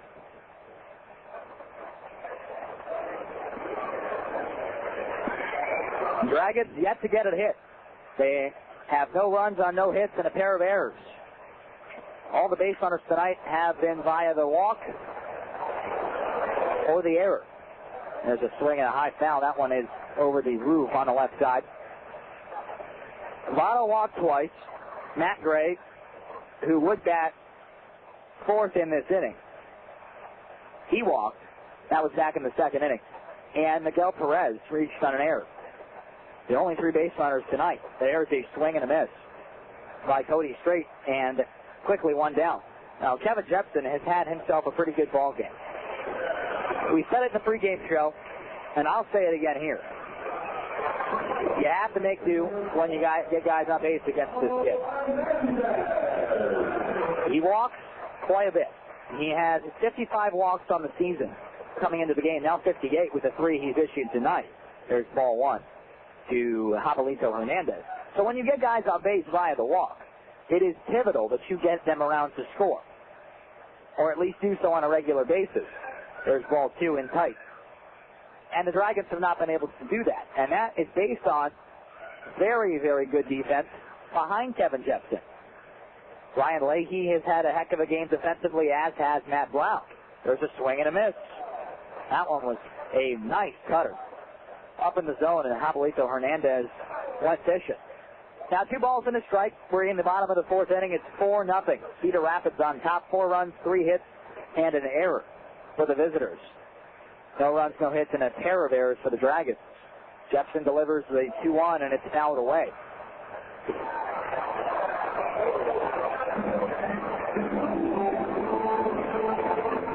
And you'd like to see the Dragons get runs across, but if you're going to issue as many runs as the Dragons have so far, 4 runs, you'd like to do it early so you have time to come back. Side to center field, but playing in shallow center is the center fielder, Quan Cosby, and he makes the catch with relative ease. Doesn't have to move more than a couple of steps, and that's the second out of the inning. So that will bring up Miguel Perez, who is one of 3 Dragons base runners into this ball game. A couple of out-of-town scores from the Midwest League. You have the Wizards in West Michigan tonight, and at the top of the 4th, they are scoreless. Both teams with a pair of hits. There's strike 1 to Miguel Perez.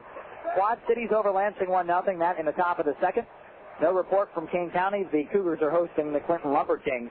Battle Creek and South Bend as well tonight. That is underway and scoreless. And then just underway in Burlington, the Bees hosting the Peoria Chiefs. Beloit also hosting the Wisconsin Timber Rattlers. The 1-1. Off the end of the bat, up the right side. Picked by first baseman Baltazar Lopez. Tags the bag, and the inning is over. Dragons go 1-2-3. A strikeout, a fly out, and a ground out. We head to the 5th. Still 4-0. Cedar Rapids on top here on 1410. ESPN Radio.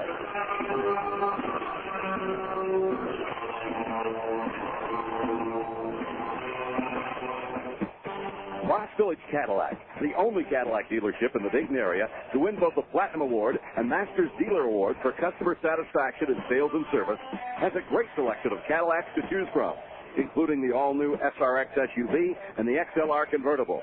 It's an experience in driving and design that you cannot let pass you by. Or, if a certified pre-owned Cadillac is what you're looking for, then check out the great selection of certified pre-owned Cadillacs, all with extensive benefits, such as the 6-year, 100,000-mile warranty that starts from the original date of service. Ross Village Cadillac offers great service, convenient location, as well as convenient hours. Only Voss offers you the best price, best value guarantee. Ross Village Cadillac, conveniently located on State Route 725, just 5 minutes east of the Dayton Mall. Visit them in person or check them out on the web at VossAuto.com. If you're interested in a career in a field involving electronics, drafting, or information technology, you need to have the required knowledge and skills. Get started by calling ITT Technical Institute. ITT Tech's programs offer both classroom theory and hands-on training in a practical lab environment. For an ITT Tech brochure, call 1-800-521-0200. Financial aid is available for those who qualify. Limited transferability of credits. That's ITT Tech. 1-800-521-0200. 1410 ESPN.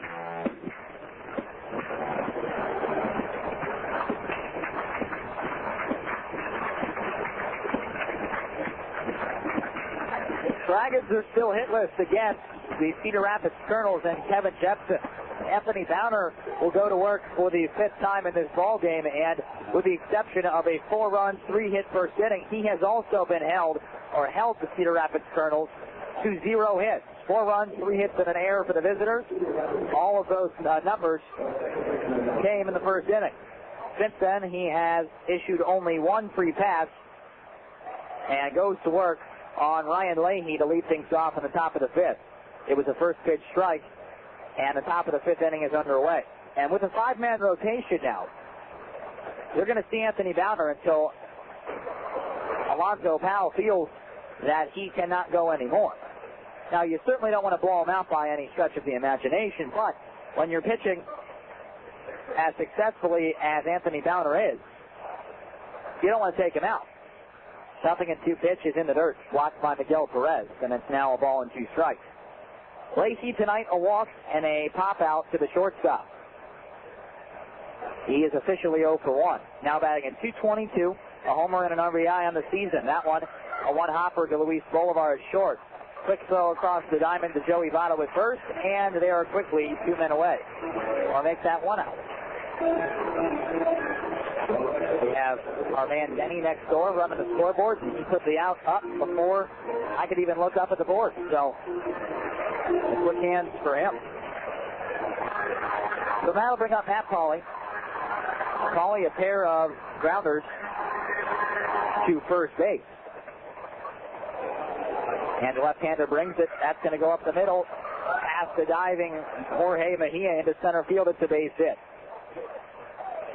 Mejia went a long way and dove for it, but it was just past his outstretched glove. So a one-out hit for Pauley will bring up Brandon Wood, excuse me.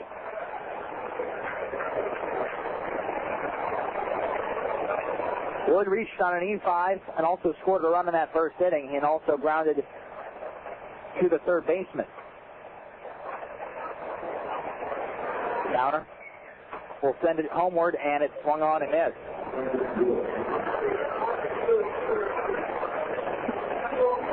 That is the 4th hit tonight for the Cedar Rapids Kernels, and the first hit since the first inning.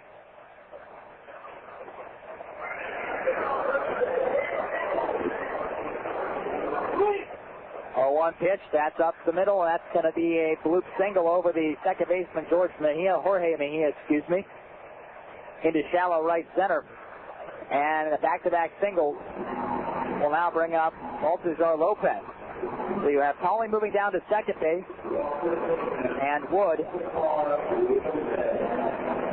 at first. And with 1 man down, Lopez will step in. He delivered an RBI single to right, scored on a 2 RBI double by Matt Brown, who waits on deck. Some scores from out of town in the major leagues. Baltimore winners over Texas 7-3. That is the final score. Toronto beats the Yankees 5-4. That is also a final. And the first pitch swung on and had an absolute ton in the air. To straightaway center field, Cody Strait will range under it and make the catch. Both runners will have to retreat back to their respective bags. We have Pauley now it's still at second base, and Wood retreating back to first. A final, Oakland over Minnesota, 8-2 from the Baggies. Luis Rivas, a home run and a losing effort for the Twins. His 7th of the season. Rest of the games just underway or already playing. Tampa Bay and Boston in the bottom of the third inning, scoreless tie. Cleveland will visit the south side of Chicago and face the White Sox. That is actually just underway. No report as of yet. And the parent club of the Kernels, the Anaheim Angels, will be in Kansas City. Russ Ortiz in search of his 4th win of the season. That game is also just underway. Swinging a high drive, deep left field. That's going to be fair. It's gone. It is. It's a home run and a 3-run shot. That was an absolute drive that cleared the Dayton Power and Light left field foul pole. It cleared the cement wall that's above the green padding wall, and it was hard enough that it hit the mesh netting, all the way out there. And 3 runs later, it's a 7-0 ball game. That was an absolute moonshot.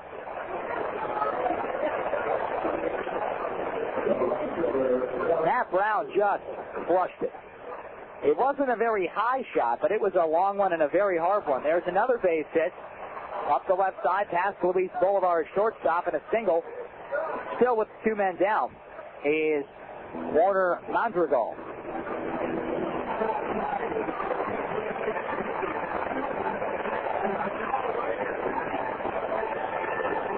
So the 3-run shot in the inning, the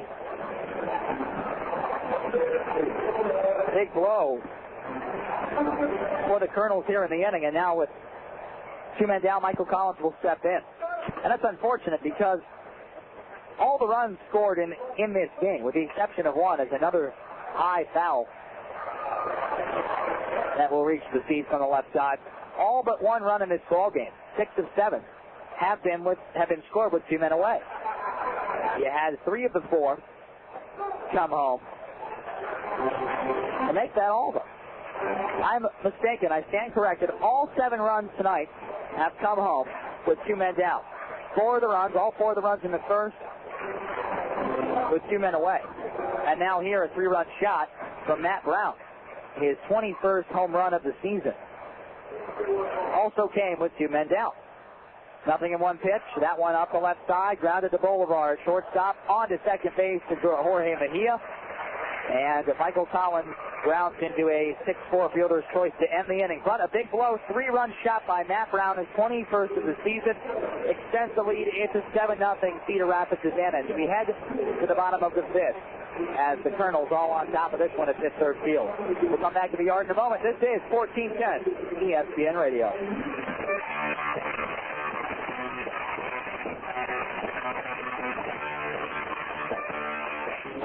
Yes, sir. Time to head over to Susie's. Oh, man. I'm really sick of this car. It used to be dependable. Not anymore. I guess it's time to start looking again. No matter why you're looking for a vehicle, check out Dayton Daily News Wheels for new and used cars, trucks, and more. Wheels, only in the Dayton Daily News and online at DaytonDailyNews.com, your #1 local auto source.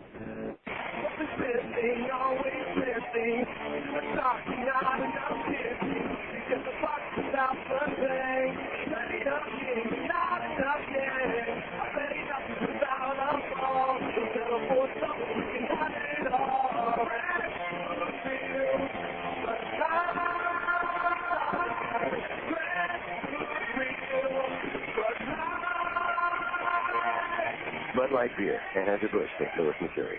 Let it shine, I'm gonna let it shine, let it shine, let it shine, let it shine. DP&L, your energy partner for 90 years, knows you might have questions about the Ohio Electric Choice Program. If so, call us at 1-800-929-8646 for a free brochure. You've always relied on DP&L for energy information. Now we can help you learn about electric choice. Let it shine, let it shine. 1410 ESPN.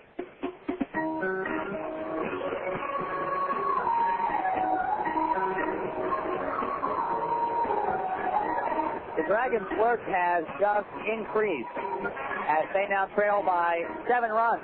7 runs on 7 hits and an error for the Cedar Rapids Kernels.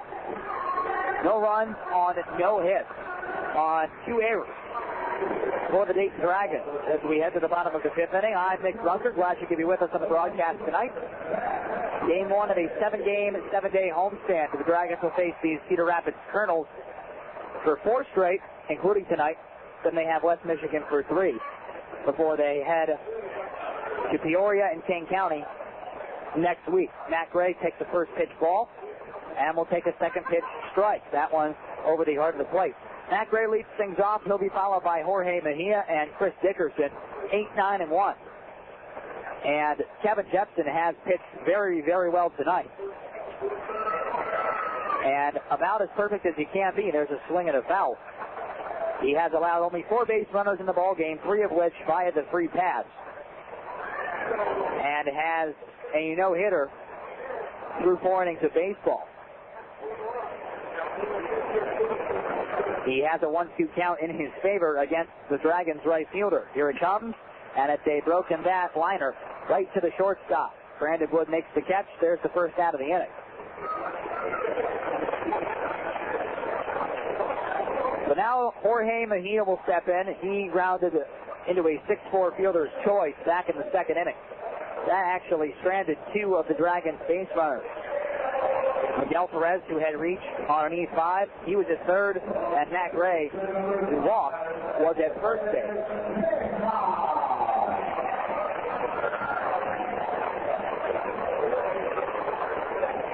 Here's the first pitch showing bunt. It's all over for a strike.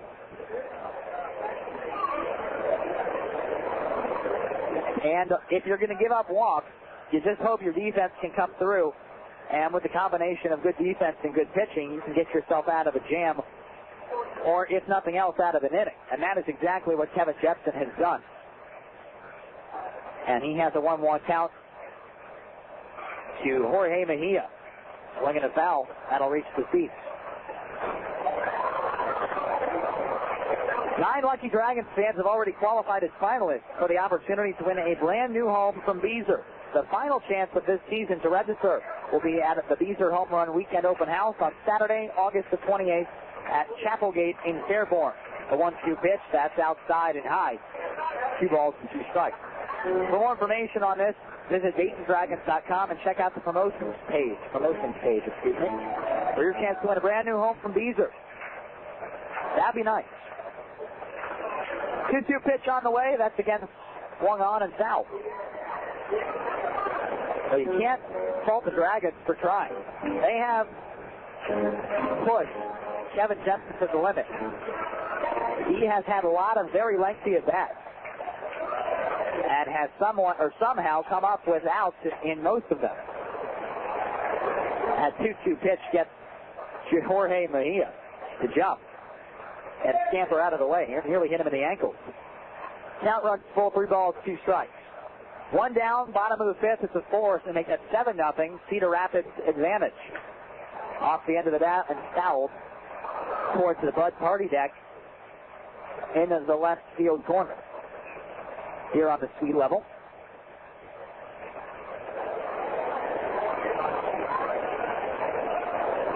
Mejia has battled back. He has a 3-2 count. Here it comes, and again fouled away down the left side. Chris Dickerson waits on deck. He'd be followed by Luis Bolivar. Nice catch by a fan down there.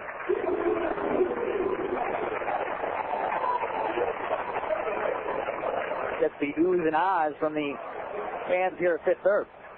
Another packed house on hand here tonight. There's a swing and a drop third strike. It's thrown down, cleaned up, and tagged as the catcher Michael Collins throws on to Baltazar Lopez at first. That's a strikeout, and the putout goes 2-3.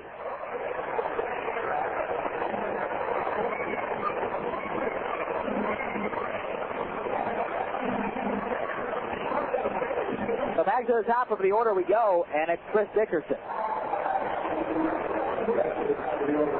Dickerson has a pair of groundouts to the second baseman, Ryan Leahy, and both of them have been very hard-hit balls. And credit Leahy for making a couple of very good plays defensively.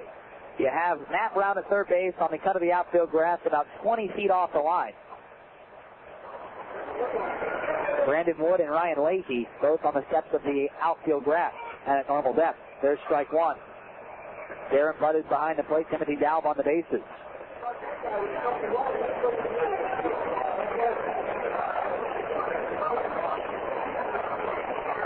Oh, 1 pitch on the way. There is ball 1. It's in the dirt. Stopped by Michael Collins behind the plate. Count is even out, a ball and a strike. Dickerson's average now slipping down to 304. 4 homers, 34 RBI. Swing, and there's a solid shot to center field, but it will die in center field. There is Juan Cosby. He ranges over to his right and makes the catch. That'll end the inning. Dragons go in order again. 1, 2, and 3 for the second consecutive inning as we have played 5 from Fifth Third Field. 7-0 still. Cedar Rapids on top on 1410 ESPN Radio.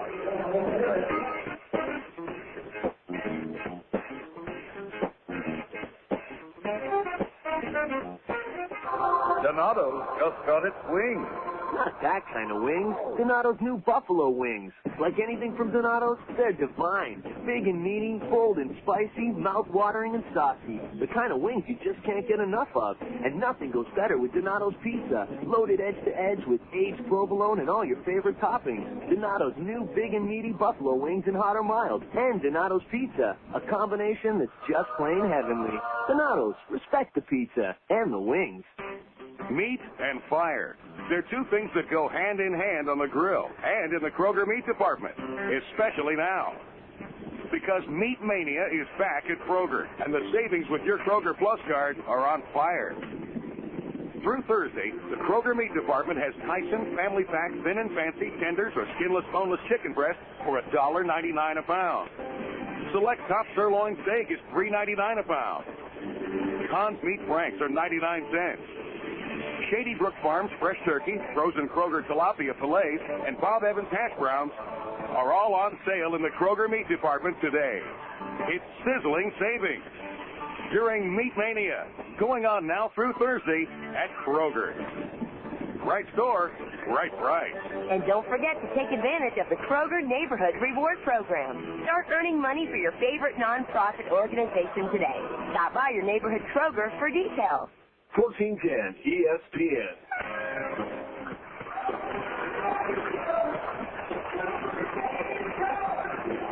Anthony Downer's night is done. He finishes the day with 5 innings under his belt, 7 hits, 2 walks, 7 runs, 3 of which were earned.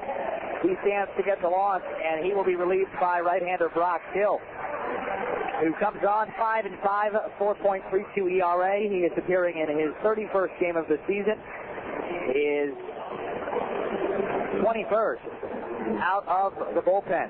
93 2/3 innings pitched, 101 hits, 53 runs, 45 earned. He has struck out 85, walked 30.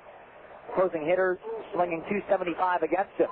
And the leadoff batter, Quan Cosby, sends it to center field in a nice diving catch by Cody Strait. He comes on and on his knees makes the catch for out number 1. Heck of a play defensively for the Dragons center fielder.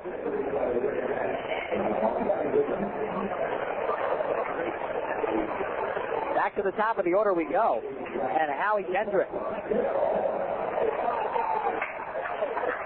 So, despite Downer's 2 rough innings, he didn't pitch all that poorly. He made a couple of mistake pitches and didn't get help in regards to defense. Not saying that the Dragons defense played exceptionally poorly, but a costly error in the first by Javelito Hernandez, one by Downer himself, as the 1-0 pitch taken from ball 2. And then a 3-run home run by Matt Brown in the 5th inning has blown the game open. It's now a 7-0 Cedar Rapids Kernel advantage. 2-0 pitch up the left side, past the diving Hernandez. That's going to get into left field for a base hit.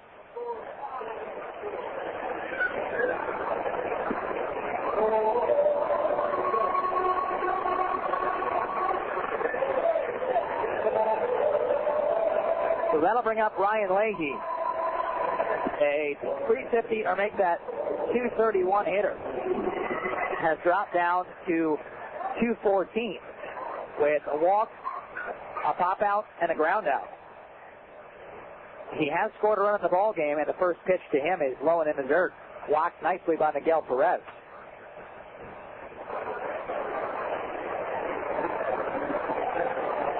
The Dragons, a comeback team by nature. If you look at the numbers, they have the most comeback wins, trailing after 8 innings of play in the Midwest League.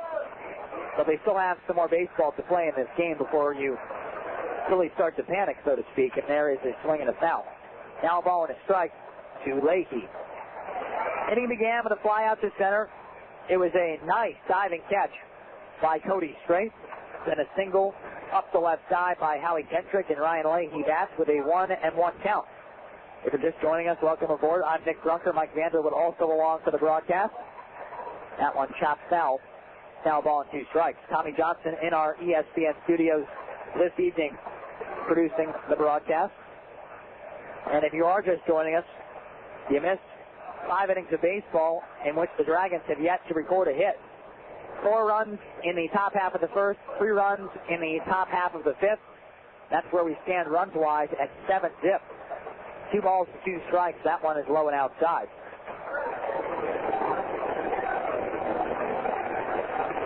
The visitors from Cedar Rapids with 8 hits to go along with those 7 runs and an error. The Dragons, nothing across in runs or hits. They have a pair of errors back in that first inning. Up the right side, that's going to get into right field. As you have the infielders at double play depth, the throw across the diamond towards third base will get stopped by Boulevard's glove. The runner was going to get there safely anyway. And that will be a single that sends the runner Kendrick all the way to third base, and you have men on the corners with still only one man down.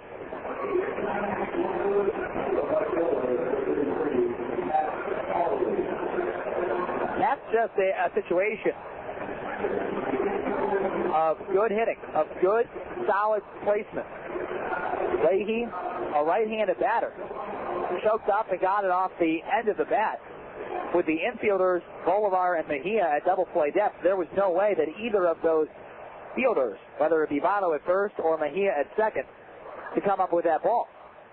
And knowing that, Howie Kendrick did not hesitate, and he ran all the way from first to third on a shallow single. There's ball one in tight and low to Matt Pauley. Pauley singled with one down in the fifth inning and came home to score on the 3-run home run by Matt Brown. Dragons trail it by 7. It's a 7-0 advantage for the Kernels. They're looking, or at least threatening, to add to that total. There's strike one on the inside corner. A ball and a strike as they have runners on the corners with only one man down. And unfortunately, all 7 runs have come home with 2 men out. That ball kicked away from Perez. That's going to score a run. Coming home to score is Howie Kendrick. Moving on to second is Ryan Leahy. And a wild pitch will score another run. It's now 8-0.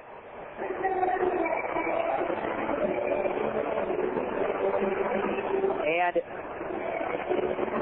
what's very interesting about this ball game, not really to look at the numbers, not to really look at the wins and the losses in the big picture, but to just look at Monday. The old saying in that classic movie Office Space, somebody looks like somebody has a case of the Mondays, and the Dragons certainly have that held true. That's another one up the right side. Waving him home is the third base coach, Brian Leahy. He'll go home. It gets by Miguel Perez, and another run scores. Pauley will move on to second base. They'll probably give him a single, and then an advancement on an error. But in any case, you have the 9th run of the ball game coming home to score. And that's exactly what it'll be. A base hit to right field, almost the exact same place where Ryan Leahy delivered the ball. And he will move up to second base, Pauley will, on an E9. The third Dragons error in the ball game. And with that, you will see a visit from Larry Pearson, the Dragons pitching coach. So while the meeting's going on, I will further elaborate on what I was saying. Somebody has a case of the Monday.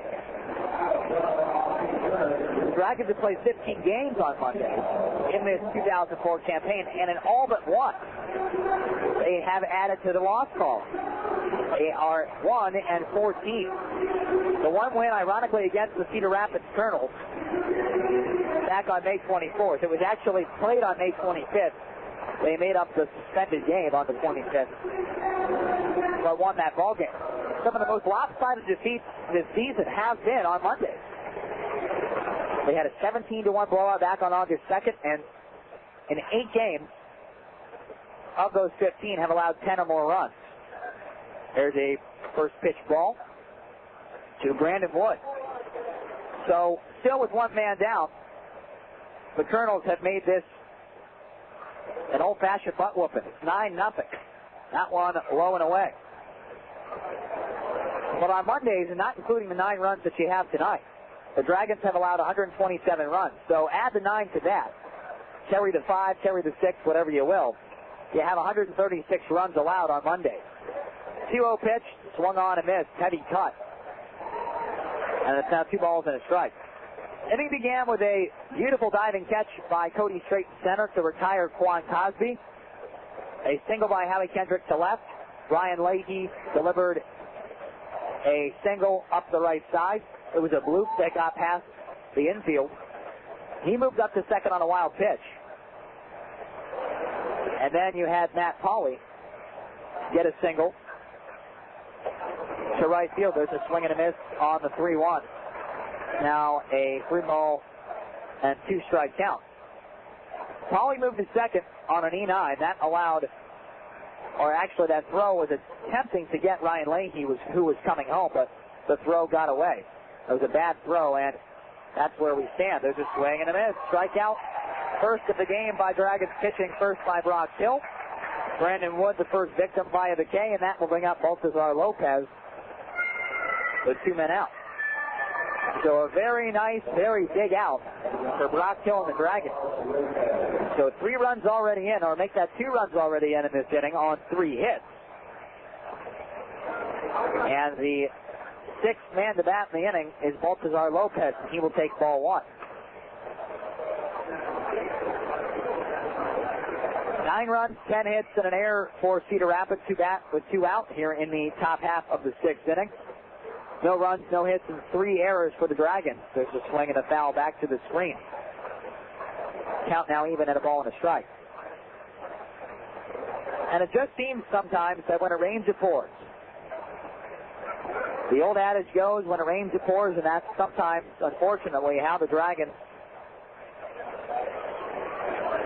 have to play. Swing and a miss, now 1-2. And for Brock Hill, I don't think anybody could be more frustrated than the Dragons right-hander. And he would love to get out of the inning here with as little damage as possible. 2 runs already in on 3 hits, all of which were singles. He has Baltazar Lopez behind in the count 1-2. Up the left side, it's grounded to Luis Bolivar short. Across the diamond onto first, and the inning is over. But a couple of runs were plated on 3 hits, and the Cedar Rapids Kernels scram 1. But they extend their lead to 9-0. Dragons in search of their first hit. They'll do it in the bottom of the 6th. If you're a Dragons fan, that's what you want to see. They'll come back to the 5th third field in just a moment. It's 9-0 Cedar Rapids on 1410 ESPN Radio.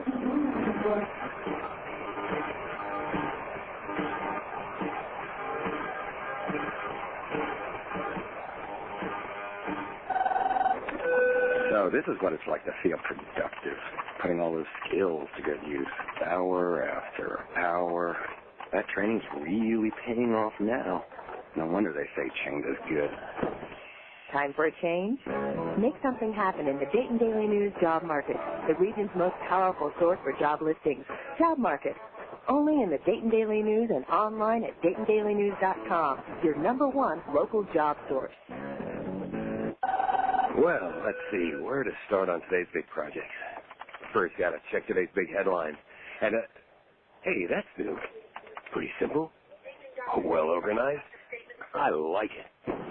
Our easy-to-use website merges news, entertainment, classified, and retail advertising into a single homepage, so you can get the information you need with the Dayton Daily News in print every day and online anytime at DaytonDailyNews.com, your #1 local news source. Ross Honda is the only Honda dealership in Ohio to win the prestigious President's Award for Excellence in Sales and Service for the last 5 straight years in a row. And now Ross Honda is celebrating with a great selection and offers on all of our new in-stock units. Or check out the great selection of certified pre-owned Hondas. All prices are clearly marked, and most are priced below Kelley Blue Book. Hurry in now to Boss Honda, where the difference is award-winning in both sales and service. I-75 and State Route 571, Tip City, just minutes north of Dayton. 1410 ESPN.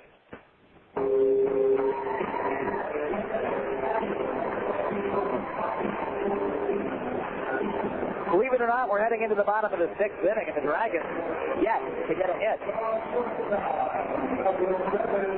And Luis Bolivar, Joey Votto, and Jeffrey Dellis, the guys to bat for the Fire Breathers here in the home half of the 6th inning. Showing Vontaze Bolivar, and he'll take it for ball 1. Glad you could be with us on the broadcast. I'm Nick Brunker. Mike Vanderwood also adding his 2 cents in.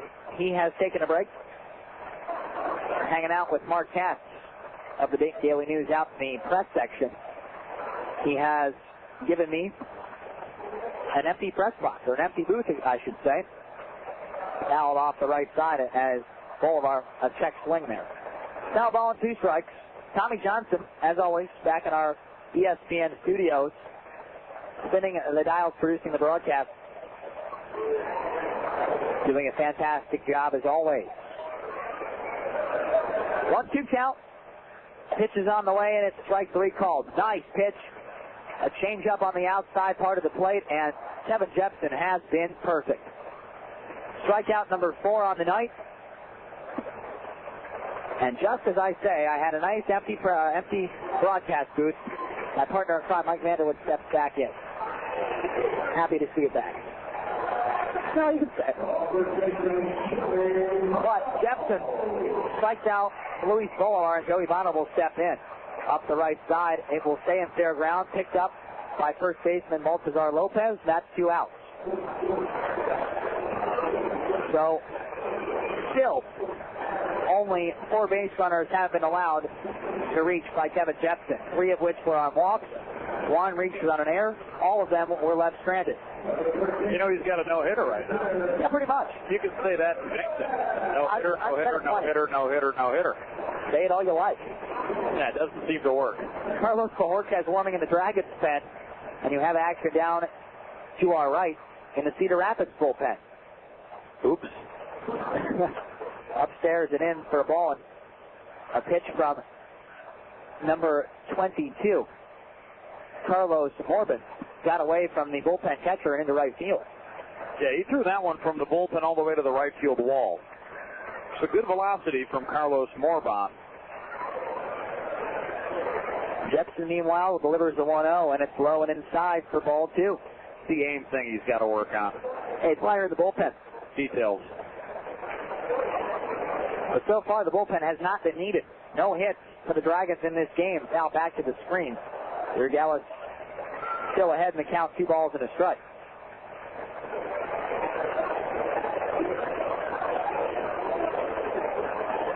Nine in a row retired by the Cedar Rapids right-hander. Well, Gallis has been close twice. Hit the line drive that Leahy climbed the ladder on to get in the first inning. Hammered one to center field back in the third. Base hit coming up right here. Right back up the middle. You've called it before, Mike. We'll see if you're right here. 2-0, 1 strike pitch up the right side. Is it going to drop? It will. Yes, it will. It'll go all the way to the wall. Right fielder Warner Madrigal will cut it off. He'll come down back into the infield. And Mike Vanderwood has jinxed Kevin Jepsen. It's a double for Dexter Gallis, and the Dragons are on the board hit-wise. With 2 men down, they have a runner in scoring position. Way to go, Mike. Well, Gallis has just swung the bat too well tonight, hit the ball too hard in his first 2 times at bat. He has been right on Jepsen each of the first 2 times he's been up. He's just had good defensive plays made against him. That time, hit it where it was just out of the reach of Quan Cosby, who can absolutely fly in center. And I'm telling you right now, if Cosby can't get it, nobody in the league can. He made a dive that would have been on the web gems on ESPN had this game been televised for 1 and had that been a catch for 2. Cody Strait will take a strike with 2 men down. Oh, geez, other than that, it was perfect. Yep. An all-out dive, but he came up empty, and the Dragons have their first base runner since the 3rd inning. Their strike 2 call. You know, I can't imagine it because I never played baseball on it, but boy, how much would that hurt if this was artificial turf? I mean, the ground is hard enough, but you got to remember that this is amazingly cushioned. There's a swing and a miss. Drop 3rd strike, picked up by Collins, and he'll toss on to first, and Baltazar Lopez and the Dragons strand their first base hit of the ball game. Urgelis gets a double. That ends the no-hitter for Kevin Jepsen. Good job, but we are through 6 innings of baseball, and the Dragons still trail at 9-0. We head to the 7th. Mike Vanderwood is back with the play-by-play action as the Dragons will try to hold this game at 9-0. We head to the 7th here on 1410 ESPN Radio.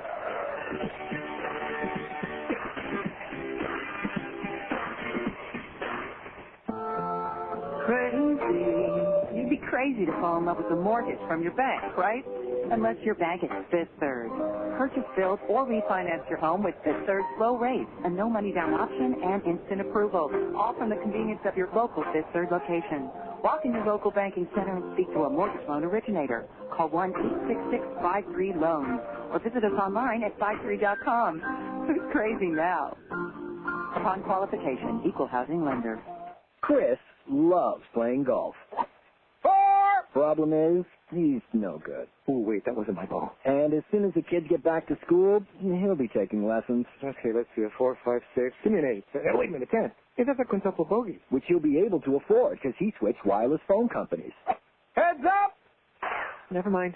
See, Chris bundled his wireless phone with his home phone, long distance, and high-speed internet from Cincinnati Bell. Hey, look at that. I hooked it. Whoops. And subtracted from his total bill. Oh, I should have hit a wedge. That's what you add, we subtract is all about. Did you get more than one mulligan? He might even subtract from his score. Hey, that's an 8. Knock it down. I said might. Dude, I might go pro. With our back-to-school special, when you add local service, you get great rates on long distance, too. Cincinnati Bell. You add, we subtract. Come visit any Cincinnati Bell store for details. Limited time offer, certain restrictions apply. 1410 ESPN. Top half of the seventh, new pitcher for the Dayton Dragons, Carlos Bojorquez out of Maracaibo, Venezuela, 5'11", 165 pounds. Hard-throwing right-hander replacing Brock Till, who threw an inning. Give you some numbers on Bojorquez. We'll give you the final numbers on Brock Till. And perhaps the unkindest numbers of them all. 9, 10, and 1 for Cedar Rapids. 0, 1, and 3 for the Dragons. Strike on the inside corner to Matt Brown, right-hander leading it off in the top half of the seventh. 9-0 Kernels. Matt Brown, Warner, Madrigal, and Michael Collins. Anytime that the number in the errors column is bigger than the number in the hits column, you are in big trouble. Dragons with just one hit but 3 errors. Ground ball to the shortstop. One hop Bolivar circles from behind. Strike to Joey Votto. Matt Brown retired, 1 gone. First time the Dragons have gotten Matt Brown. He had a 2 RBI double in the first, a 3-run home run in the fifth.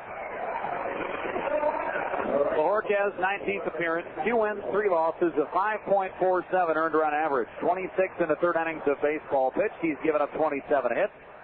18 runs, 16 of those earned. He has struck out 31, walked 23.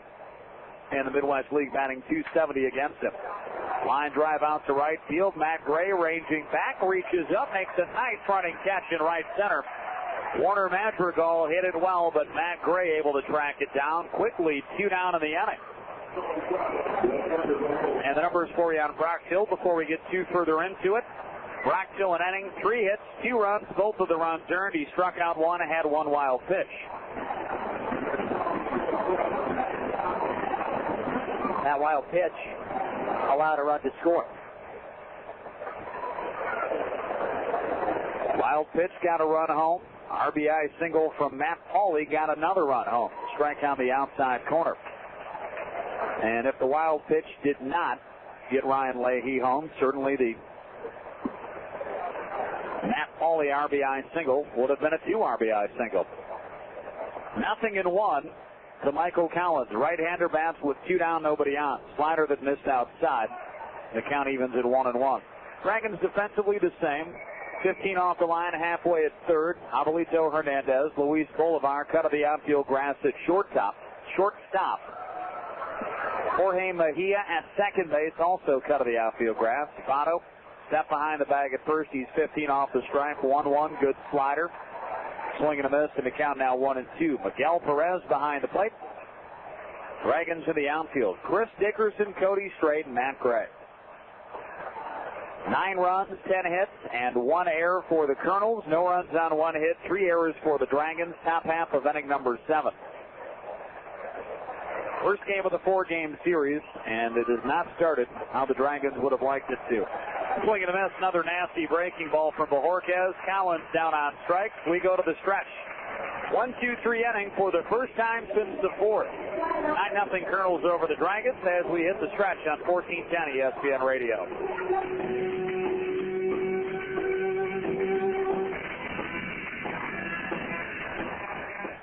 Are you a parent whose child is showing signs of changes in eating or sleeping habits? Low self-image, drop in grades, withdrawal, hyperactivity? These can all be signs of depression, alcohol abuse, or other problems that affect your whole family. But there is hope. Kettering Hospital Youth Services, part of the Kettering Medical Center Network, has a team of caring professionals to help children and their families. We offer individual, group, and family therapy, medication therapy, spiritual support, as well as outpatient drug and alcohol abuse programs. We offer medically supervised inpatient programs for adolescents ages 12 through 17 and children ages 4 through 11. We also offer residential care for adolescents who need a structured environment. Whether you have an existing problem or you think one is beginning, Kettering Hospital Youth Services can help. To schedule an assessment or screening or to discuss your situation confidentially, call 534-4623. Kettering Hospital Youth Services for life. Chris loves playing golf. 4! Problem is, he's no good. Oh, wait, that wasn't my ball. And as soon as the kids get back to school, he'll be taking lessons. Okay, let's see. 4, 5, 6. Give me an 8. Wait a minute, 10. Hey, that's a quintuple bogey. Which you'll be able to afford because he switched wireless phone companies. Heads up! Never mind. See, Chris bundled his wireless phone with his home phone, long distance, and high-speed internet from Cincinnati Bell. Hey, look at that. I hooked it. Whoops, and subtracted from his total bill. Oh, I should have hit a wedge. That's what you add, we subtract is all about. Did you get more than one mulligan? He might even subtract from his score. Hey, that's an 8. Mark it down. I said might. Dude, I might go pro. With our back-to-school special, when you add local service, you get great rates on long distance, too. Cincinnati Bell. You add, we subtract. Come visit any Cincinnati Bell store for details. Limited time offer, certain restrictions apply. 1410 ESPN.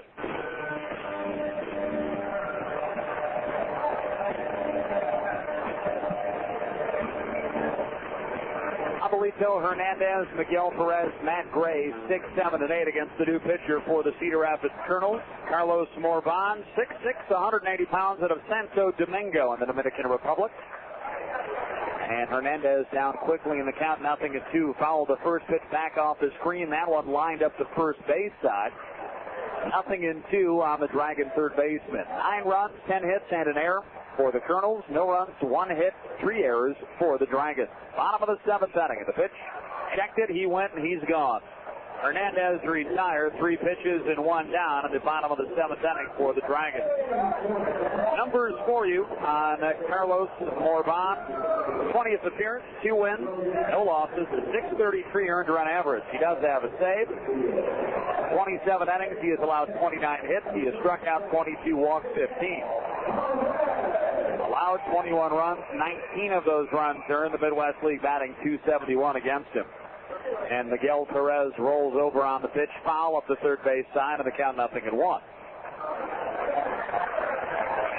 Kevin Jepsen, 7 innings, 1 hit, 5 strikeouts, 3 walks, no runs.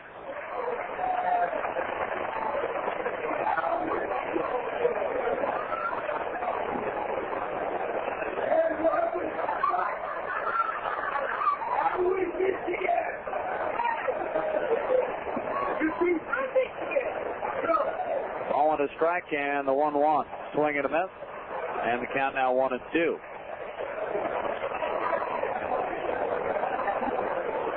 I think Billy Graham's been overserved. Not actually Billy Graham, and not Billy Graham the evangelist, but the former wrestler, the former world heavyweight champion, Billy Graham. But if you watch wrestling back in the day, bald head, the big white goatee, always wore the tie-dye. Yep. He's going to miss. Perez down on strike, second out of the inning. Got a pair of foul balls and some Dragon vision time to credit his ball game. So yeah, and did you hear what he just said about Grand Rapids? I did not. Yeah. Well, if he wasn't a former pro wrestler, I probably wouldn't say anything either. Ball and no strikes. Bottom half of the 7th inning. That one fouled back by Matt Gray. Count evens. That's the count. Yep, it does even at a ball and a strike. Our ball game kind of a laugher here at 9-0. After the 1-1 pitch, we'll see if there are any other games that are as one-sided as our ball game here. Maybe there's some that are a little bit more competitive. Ball and a strike, Matt Gray. Hot shot, second baseman, Ryan Leahy. Well, that guy right now looking like Joe Morgan down at second base. Another 1-2-3 inning. So Morbone comes on, does the job, and we go to the top half of the 8th. We're through 7, 9-0. Kernels over the Dragons on 1410 ESPN Radio.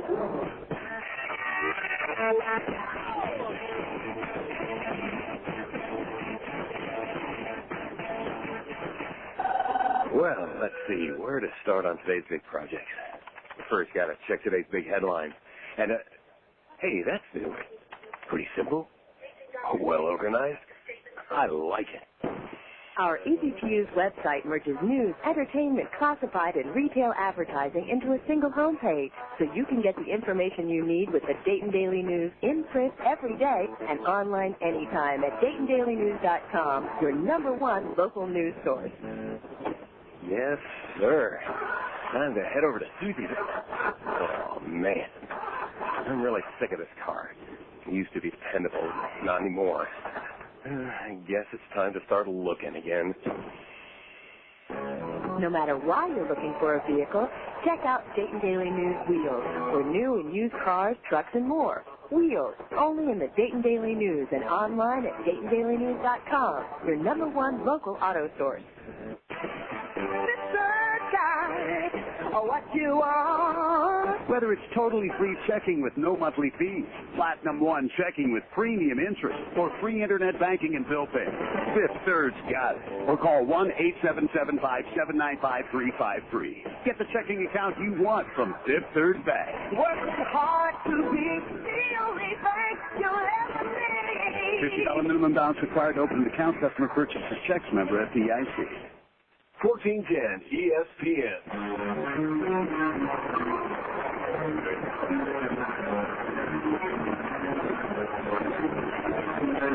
Top half of inning number 8. All Cedar Rapids in the first game of the 4-game series. Kernels with 9 runs on 10 hits, and it's been one-sided since the top half of the first. The Kernels got off to a 4-0 advantage. All the runs against Anthony Bauner in the first.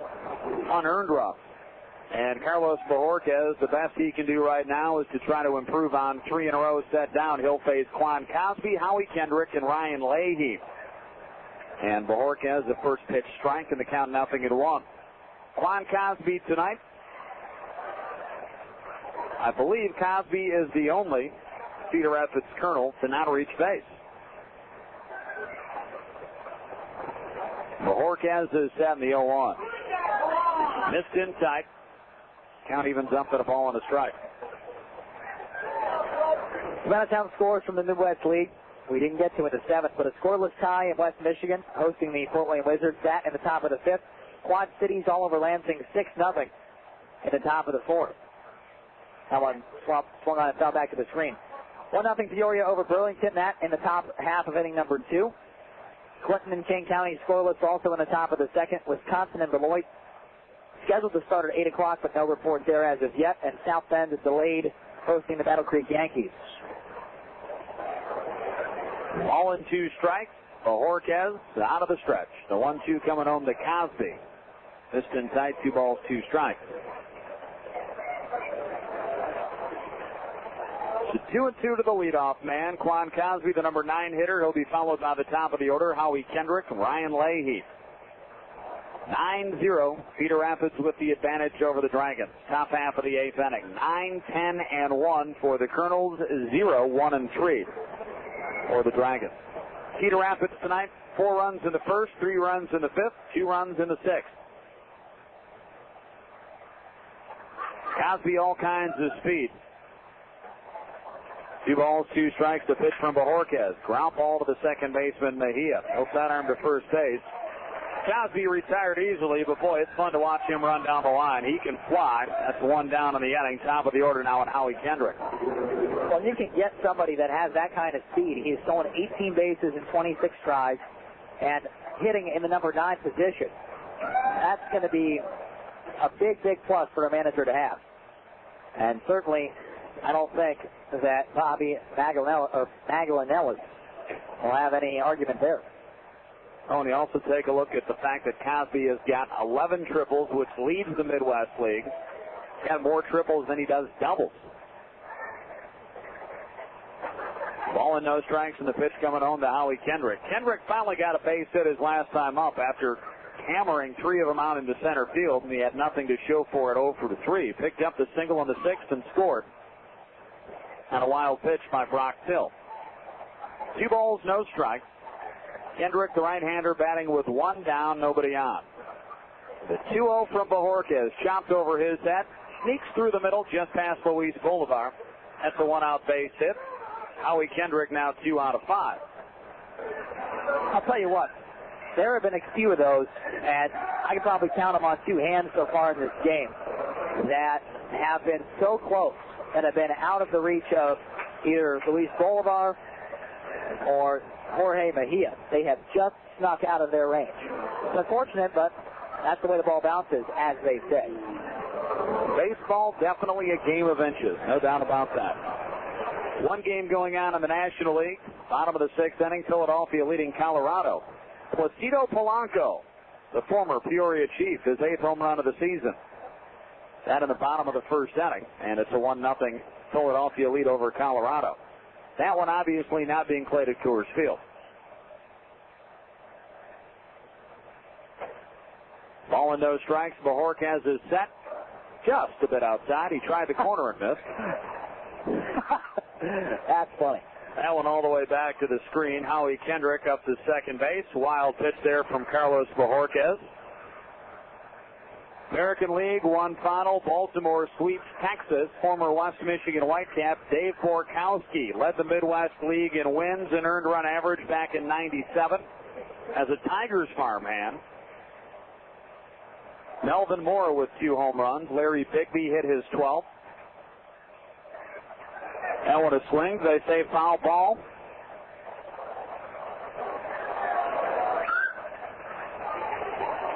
I don't believe so. That's got to be a pass ball on Miguel Perez. That was right in the mitt.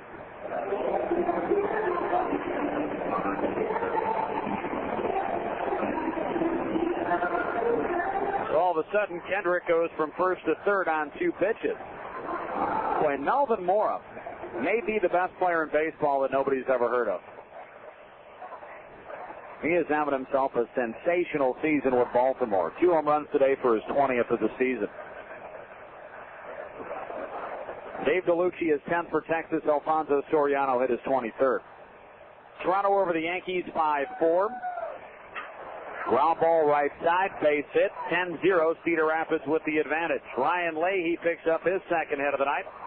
RBI single to right field.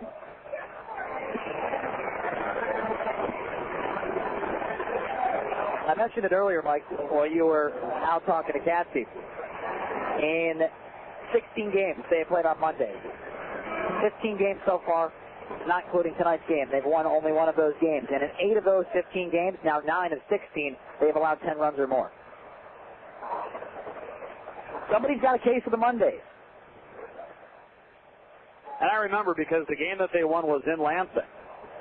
And I believe, and looking back in the media guide from last year, they had lost their previous 4 Monday games before that. So I think they had lost 17 straight Monday games.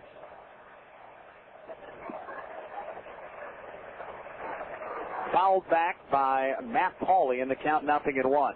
10-12-1 for the Kernels, 0-1-3 for the Dragons. Ryan Leahy on at first base following his 2nd RBI of the season. Leahy 2 out of 4 with a couple of runs scored, couple of runs batted in. Oakland takes 3 out of 4 from Minnesota. Rich Harden improves to 6-5. Kyle Osh, the former Quad City River Bandit, takes the loss. Luis Rivas, who was a starting shortstop for the Fort Wayne Wizards back in '96 at the age of 17, hit his 7th home run for the Twins. Now playing at second base. Christian Guzman, pretty good out of shortstop.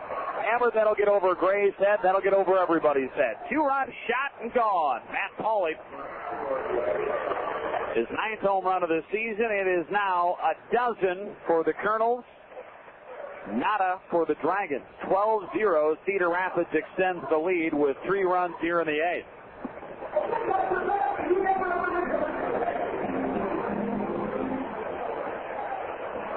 That's almost a carbon copy of the last home run hit, but on the opposite side of the field. It wasn't a very high shot, but it was a very hard shot. And when you hit it up, a good 25, 30 feet in the air, and you hit it at that speed down either of the lines, it's going to clear every time. As long as it stays fair, which both of them did tonight. So 1 gone, nobody on. 9th home run of the season for Paulie. Give him 50 RBI. He's got 3 on the game. And the pitch to Brandon Wood missed outside. Bottom of the fifth inning, Tampa Bay leading Boston. Aubrey Humph with his 21st home run. Gabe Kapler with his fifth for the Red Sox. 3-1 Tampa leading it. Chicago and Cleveland. 2-zip, the Tribe leading the White Sox. Couple of solo home runs, one by Omar Vizquel, one by Travis Hafner. Deep out into right center. Matt Gray back near the warning track. That's the second out of the inning. So 2 down. And that'll bring up Baltazar Lopez. Anaheim and Kansas City. D. Brown, who turned down a football scholarship at the University of Maryland to sign with the Kansas City Royals, and they made him their number 1 draft choice in '96. Did not play with our team in Lansing, was skipped over Lansing and went to Wilmington, where he was the MVP of the Carolina League Championship Series. That's his second home run of the season. Kansas City leads it by the score of 2-0. Tell you what, this is arguably one of my most favorite times in all the games that we've done. It's when you pull out your sports knowledge of all the players that have ever played in any team anywhere ever. Yeah, the 5 minutes of worthless information that I provide twice a day, sometimes 3 times if you catch the post game. Popped up the opposite way to shortstop Luis Bolivar. Makes the catch. Well, I'm glad to hear the rest of it is now worth listening to. You're fired. We're through 7.5 innings. 3 more scores for Cedar Rapids in the top half of the 8th. Hey, when you're down 12-zip, you got to find your fun where you can. 7.5 in the books. A dozen for the Kernels, none for the Dragons. You're listening to Dayton Baseball on 1410 ESPN Radio.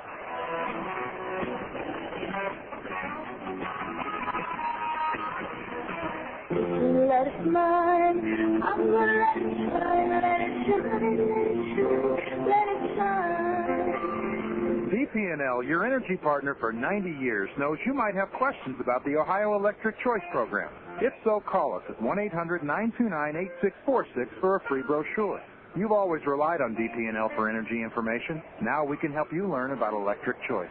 Let it shine. Let it shine.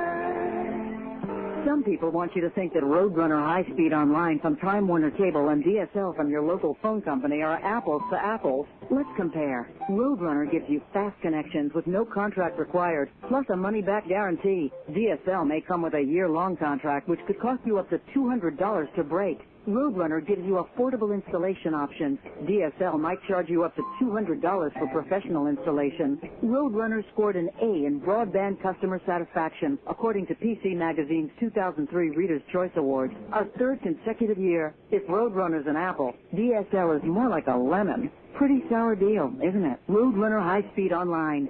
Your world is always on. Early termination fees and installation costs based on the standard advertised price. PC Magazine's Reader's Choice Award is a trademark of Zip Davis Publishing Holding Incorporated. Used under license. Call 1-800-ROADRUNNER and get your first 4 months at $29.95 per month. For free installation, call Time Warner Cable today. 1410 ESPN.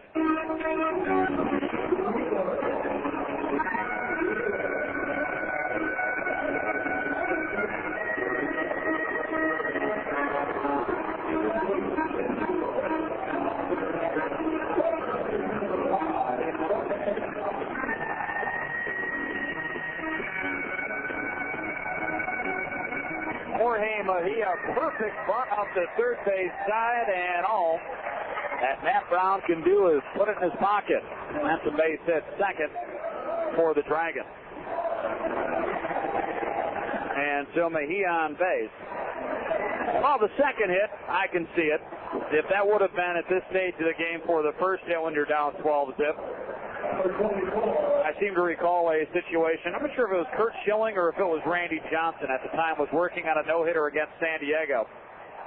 And the catcher, Ben Davis, laid a bunt down, and Bob Brentley, this was what, 2-3 years ago? Yeah, probably. Absolutely went nuts. And that was in a 3-0 game.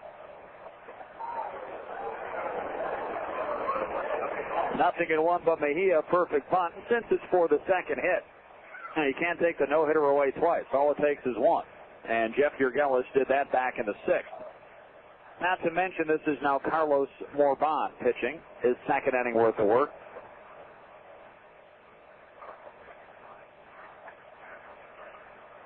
Ball and a strike, and the pitch coming home. The appeal on the check swing, and the bases umpire Tim Dowd, who has had a relatively quiet evening, feels the brunt of 8,057 as he says strike, and the paying umpires did not agree. So 1-2 now on Chris Dickerson. 12-0. Cedar Rapids leads the Dragons. 12-13-1 for the Kernels. 0-2-3 for Dayton. I don't want to take anything away from Kevin Jepsen, but it's always nice when you come in and you haven't thrown a pitch at all.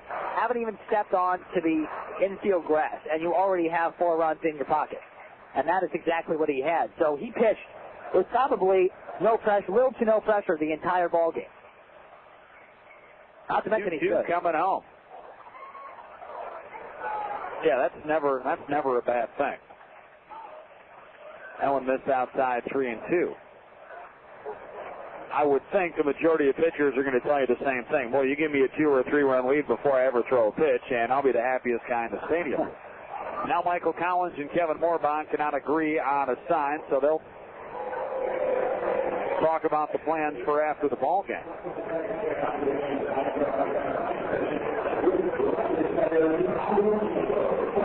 We should probably let them know that there is a Dragon Beach partner, Max and Irma's, right by the team hotel. If they spend $15, they'll get a chef heater bobblehead doll if they bring their receipt back to Fifth Third Field. Pitch missed inside to Chris Dickerson. And Mejia up to second base. Dickerson now on at first. But that also goes if you go to a Submarine House location or City Barbecue down in Centerville. City Barbecue. Big fan. Yeah, that's pretty close to Casa de Vanderwood. So, I'm just saying, it's close. Another reason for me to stop by and show my friendly face on an off day, as rare as those are. Just don't get there before 11. I'll still be asleep. 1-0 pitch fouled back off the screen. Count evens up at a ball and a strike. Luis Bolivar 0 for 3. Batting here with Jorge Mejia at second base and Chris Dickerson out at first. Big gap for Bolivar in left center. Quan Cosby shaded over onto the second base side out in right center field. I would say about 15 feet or so. Now we'll take another half step over. Ball and a strike and the pitch. That one just off the outside corner, now 2-1. Boy, Carlos Morbon, I tell you, 6'6", and he is listed at 180 pounds. Well, there's not much to him. He's a hard thrower. There's no doubt about that. 2 balls and a strike in the pitch. This one sent foul back out of play. Reminds me a lot of Francisco Cordero, who is now the closer with the Texas Rangers. Has put on some size, but when he was a West Michigan Whitecap back in '97, built about the same way. This guy threw absolute gas, 98 miles an hour. And he was the throw-in player. As the 2-2 coming home, missed outside, now 3-2. In the deal that sent Gabe Kapler and Justin Thompson, who at the time was the Tigers' best young pitcher, to Texas for Juan Gonzalez. Cordero was the throw-in. He just signed about a 2-year, $7 or $8 million extension. He was in the All-Star game as a closer. That guy's now he's just nasty. Base hit right field. Bolivar with the single, and they will hold Jorge Mejia at third base. And mixed results on the holding the runner at third base for Alonzo Powell. But you've got your best hitter coming up. You've now got the bases loaded. You're down by a dozen runs. The 3 guys standing on base really don't do a whole lot for you until they've each been on base a couple of different times and you start to get it back. You got to get to 1, 2, and 3 before you can get to 10, 11, and 12. Yeah, but why? That's what the good thing uses the most base runners that you've had in the entire game. Why try to throw one home when a shallow single could knock him out and lose the momentum entirely? Now you have, like you said, Votto coming up and your yellows, both of whom have been very consistent power hitters. And, with the bases loaded, you're not looking for a grand slam. We're just looking to get the run across and end the shutout.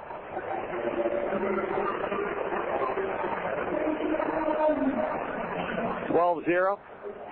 The Kernels have got the advantage. 12 runs on 13 hits with 1 error. For Cedar Rapids, no runs, 3 hits, and 3 errors for the Dragons. Joey Votto with the bases loaded. Mejia at third. Dickerson at second. Bolivar at first. A couple of singles and a walk, and the first pitch to Votto. Down in the dirt, and that's a great dig from Michael Collins.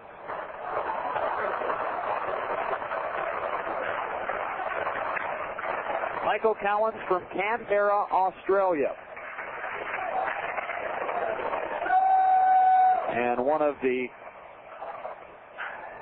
Votto goes the opposite way, plenty of distance behind it, but he sliced it foul.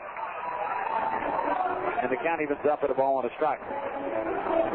And Collins, one of the few guys from a foreign country that is playing in the Olympic baseball tournament that's not there. But they've got a couple of decent catchers. Double-A catcher with the Mets, or Triple-A catcher with the Mets, and Dave Nielsen, the former Milwaukee Brewer. Those will be the 2 Australian catchers for the Olympics. And I'm not sure, since America's not sending a team to Athens, as the 2-1 to Votto missed in tight, now 3-1.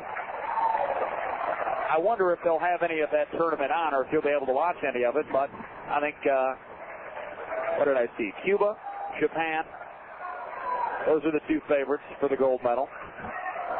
Taiwan should also have a pretty solid team. Canada should be good as well. 3-1 pitch. Votto with a big cut, comes up empty, 3-2. And there's a lot of American-born players that are playing for the host country, Greece. Yep, I'm not sure if they're going to medal, but they should. They've got plenty of experience. George Kataris of Fort Wayne, one of the Philly Spanos of Kane County, another Midwest leaguer that's playing on that team. That's the opening ceremony for Friday, believe it or not. 3-2 to Votto, and Joey Votto gets the easiest RBI, and he'll probably pick up all season. Dragons are now on the board. That is a 12-1 ball game. And if you lose the shutout, boy, that's not the way that you want to lose it, with the bases loaded walk. I would rather give up the grand slam and have it be 12-4 than to give up the bases loaded walk. Because Jeff Urgelis can still hit the grand slam, then it's going to be 12-5. Seeing crazier things happen. See my point? I do. I do see your point. For once. Urgelis double play ball. Shortstop is second for 1. No relay home, and Bolivar back into third base as the throw goes behind him. So an RBI for Jeff Urgelis. Votto is out 6-4 at second base, first out of the inning. Dickerson comes home to score, now 12-2. RBI number 22 on the season for Urgelis. So you've got Bolivar at third, Urgelis at first, Cody Strait batting with first and third, and 1 down.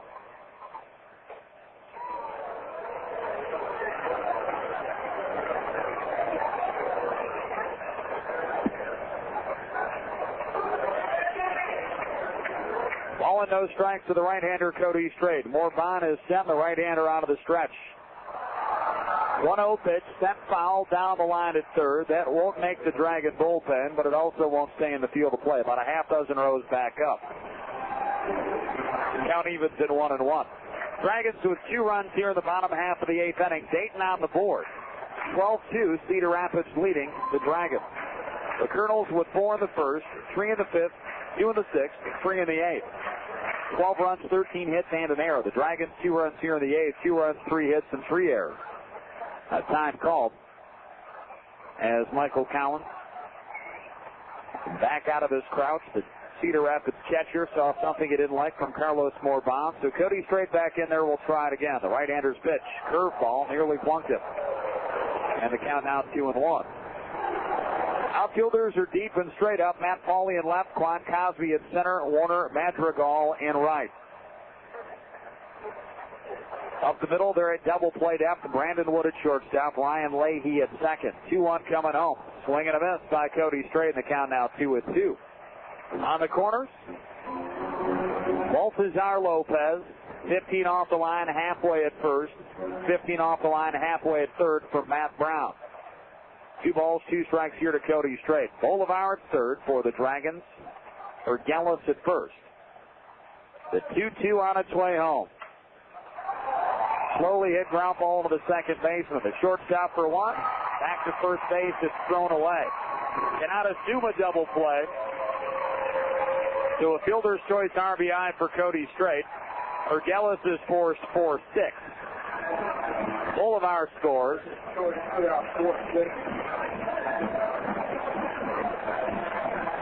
Strait does pick up the RBI. That's the second out of the inning. And with 2 down, a runner on at first base, that'll bring up Jovelito Hernandez. And there is action now in the Cedar Rapids bullpen.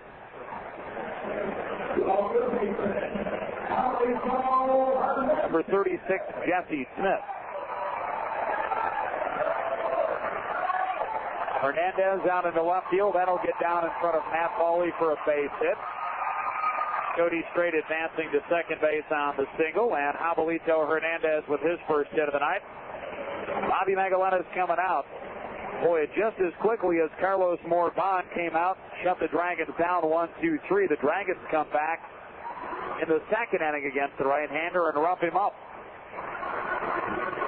Morban not happy.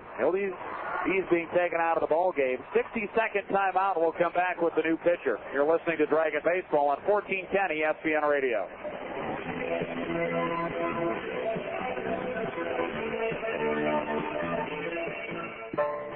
Before I tell you about new Shell V-Power gasoline, I should give you a heads up. This commercial has dirty words in it.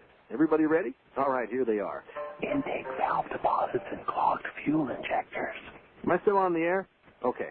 Introducing new Shell V-Power gasoline. It actively cleans your engine as you drive, specifically intake valves and fuel injectors. Your gasoline can make a difference if it's new Shell V-Power. And here's something that can make a difference to your bottom line. The Shell MasterCard from CityCard. Use it to buy Shell V-Power or any other Shell gasoline, and you earn a 5% rebate on future Shell gasoline purchases. On all other purchases, you get a 1% rebate. Shell stations have all the details, or apply by calling 1-877-MY-SHELL. That's 1-877-MY-SHELL.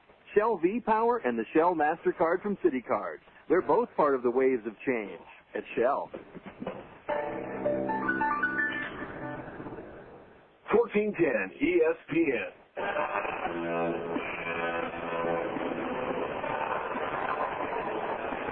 Dragons trying to make a late inning comeback. They still have a pretty big hill to climb. It's 12-3. Cedar Rapids with the advantage. Dayton with 2 down in the bottom half of the 8th inning. They've got runners at first base and second base. Jovelito Hernandez, who just singled on at first. Cody Strait, who picked up an RBI and a fielder's choice ground ball. He is at second base.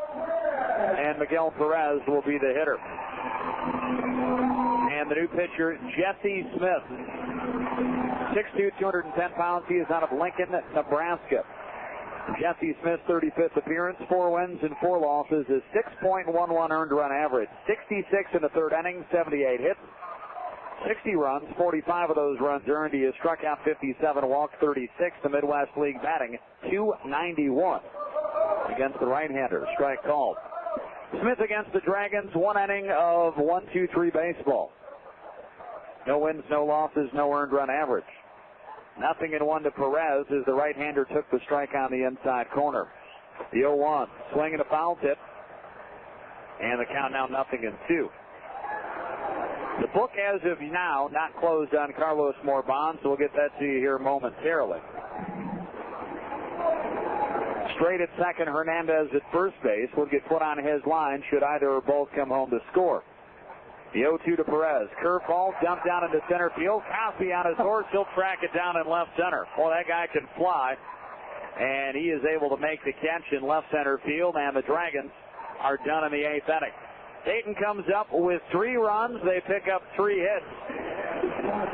No errors. They strand 2 runners. We played 8 complete. 12-3 Kernels over the Dragons. You're listening to Dayton Dragon Baseball on 1410 ESPN Radio. Let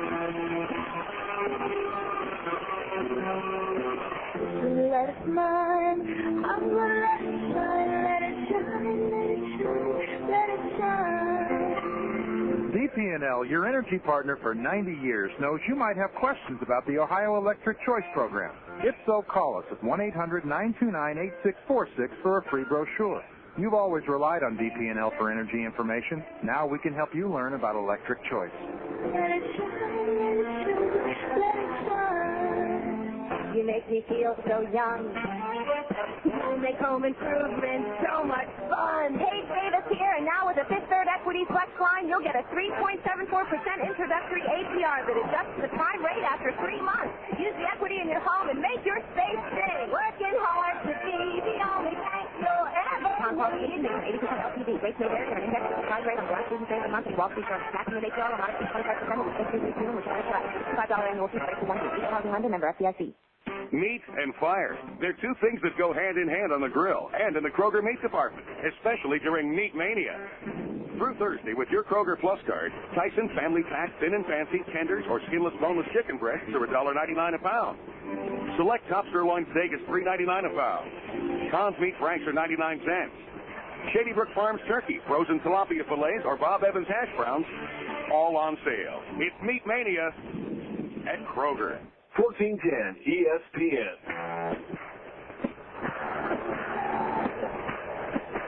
New pitcher for the Dayton Dragons, the right-hander Bradley George out of New Braunfels, Texas. He's 6'6", 220 pounds.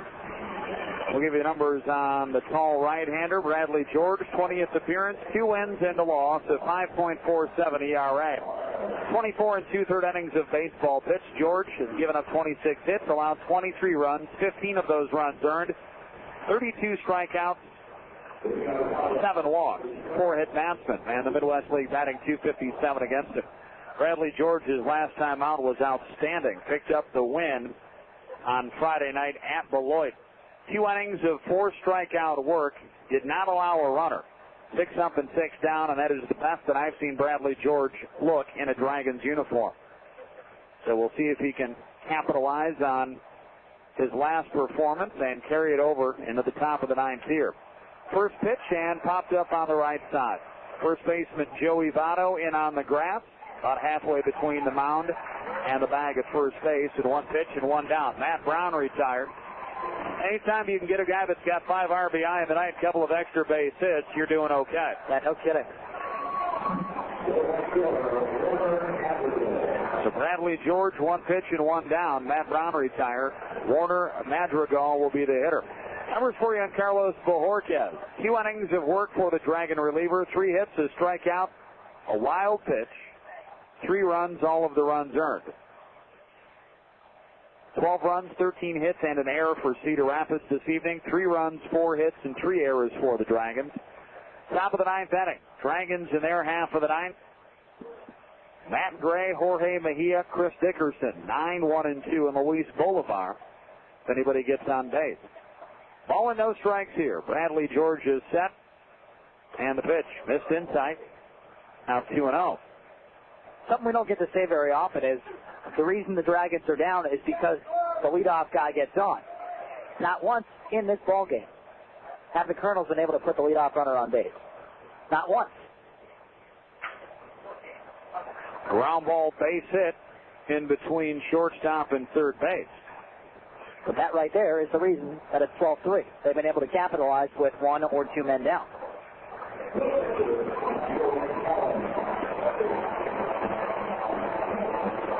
Wow.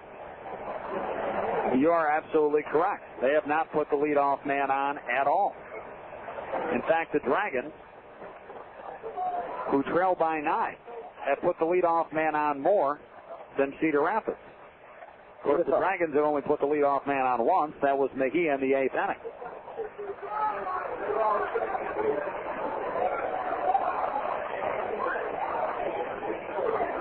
Probably won't get to say that very often, so I figured I'd throw it in. Well, that's amazing. You see that many runs, you would have had the assumption that the leadoff man had been on early often and throughout the ball game. Pops up on the infield. Michael Collins retired as Bolivar backpedaled a couple of strides into shallow left center.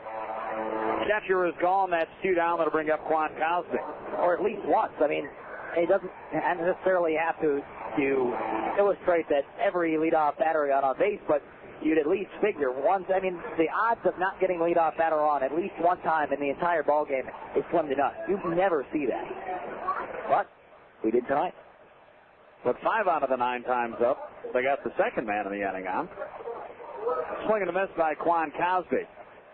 And the count 0-1. One of the reasons Cosby repeating at the Midwest League level, as soon as he entered minor league baseball, they decided to teach him to switch hits.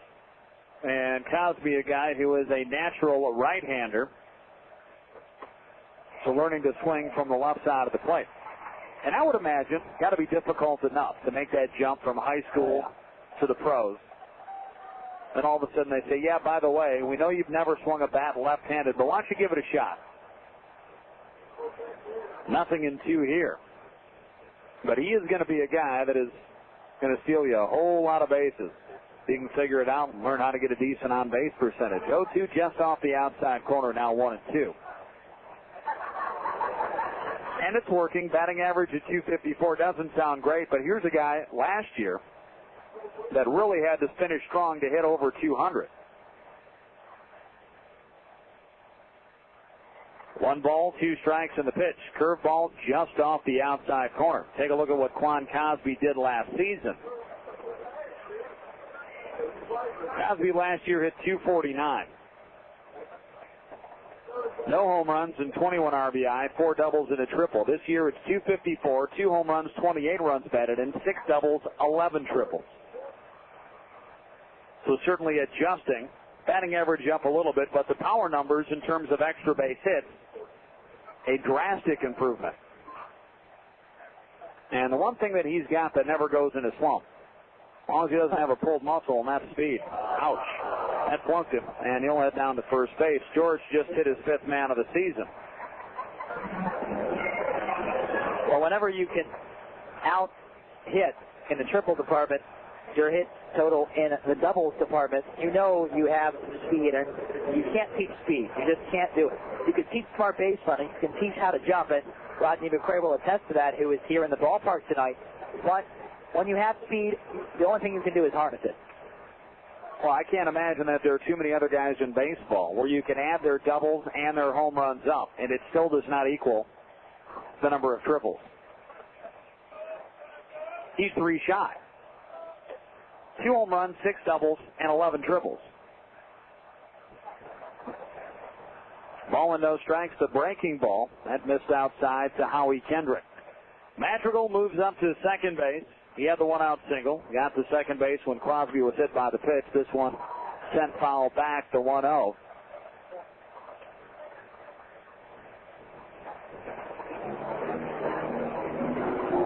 Justin Gilman with 9 hit batsmen this year.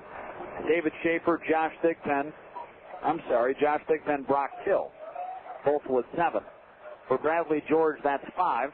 Ties him with Omar Segovia and Trey Rice.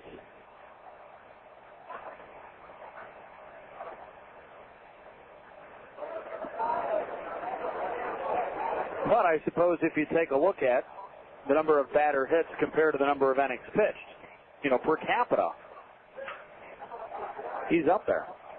This one grounded foul. If you're going to do something, do it well. Right. Yes. Do something and go all out. He's done it.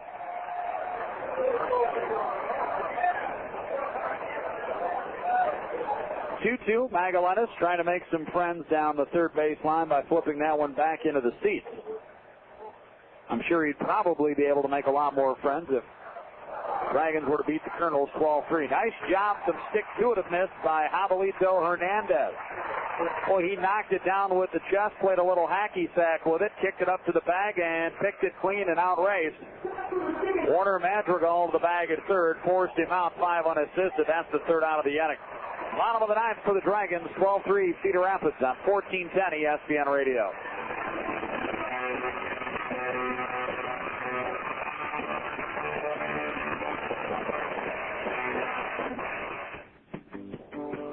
Been a week of working for the man. It's time to make a game plan. up every weekday. Fresh, something smooth, something real. Let's get a real live party going on. I mean fresh, I mean smooth, I mean real. Get a real live party going on. It's alright, it's all real. It's all here. Bud Light Beer, Anheuser-Busch, St. Louis, Missouri. From your very first breath to your very first step, we'll be here for you. Because at Kettering, we believe that exceptional health care is more than a Band-Aid when you fall. It's a lifetime commitment, a partnership for the long run. So from all your shining moments to the times life throws a few curves along the way, we'll be there. With the best medicine and the most advanced technology science can offer. But more important, with people who go to work every day with one goal in mind, to demonstrate what caring and healing are truly all about. Whether you're on the road to success or on the road to recovery, we'll be there to lead you back to a healthy life. You see, healthcare is different here. Beyond beautiful facilities and equipment, more state-of-the-art than man has ever dreamed, is our simple promise to you. Quality health care for life. That's Charles F. Kettering Memorial Hospital. 1410 ESPN.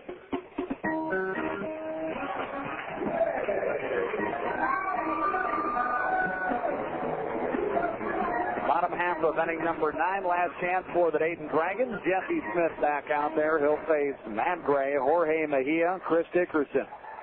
Lefty, lefty, lefty. Matt Gray, a left-hander. Mejia, a switch hitter. Dickerson, also a lefty. And the pitch to Gray missed inside, and the count of ball and no strikes. Doesn't matter how you do it here. You need to get on base.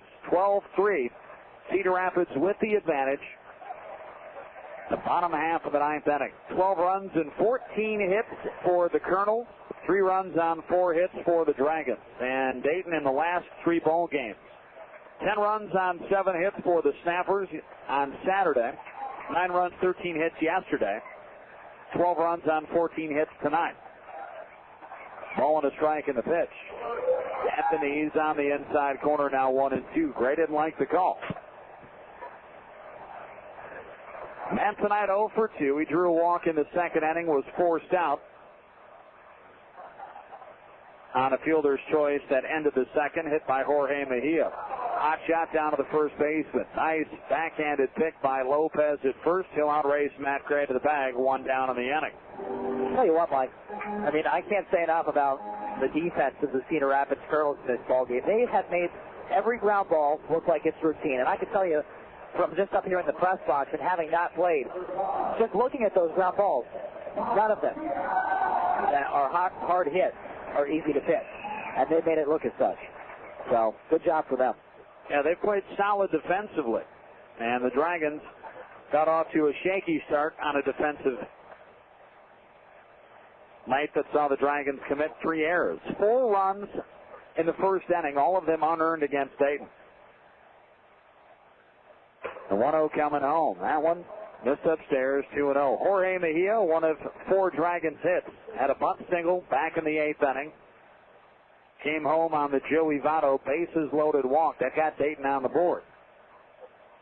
The 2-0 coming home. Missed inside. Now 2 balls and a strike. Mejia. Boy, almost ended up doing a face plant there as he had to step back out of the way, and his momentum with the heels kicking back behind him had dropped him in the left side of the batter's box. 3-0 pitch. That one got him on the wall.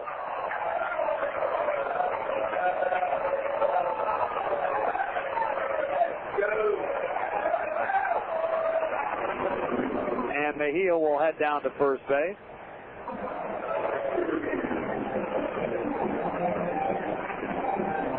The old, you hit my number 9 batter, I'll hit your number 9 batter. Now Mejia is on for Chris Dickerson.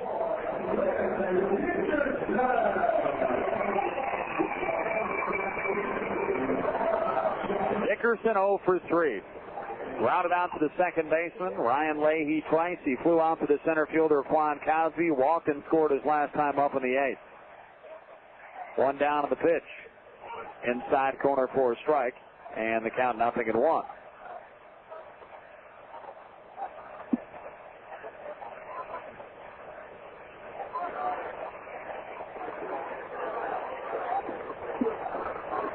0-1. Dickerson, a hard hit ball, first baseman. Lopez, nice play out at second. That's going to be all. Mejia forced out 3-6. Lopez to Brandon Wood, the shortstop. That's the second out of the inning. Dickerson with a ball hit in the hole. I'm not sure if the second baseman, Ryan Leahy, has got a better chance to make a play at it than what Lopez did, but I suppose you can never fault your first baseman if he shows the good range and is able to pick the ball in the hole in between first and second. Especially if he's got that play at second base. Normally, if there's nobody on, he'll let the second baseman get her to let that go in the outfield. That would have been a guaranteed hit. There was no way that Jesse Smith was going to beat Chris Dickerson to the bag at first. And certainly Lopez, too far off of the bag at first. There was no way he was going to come back and beat Dickerson either. 0-1. Bolivar stands in. Luis, a single and a run scored in the 8th inning. 1 out of 4 on the ball game. The 0-1. Inside corner for a strike. Looked a little tight. And the count now 0-2.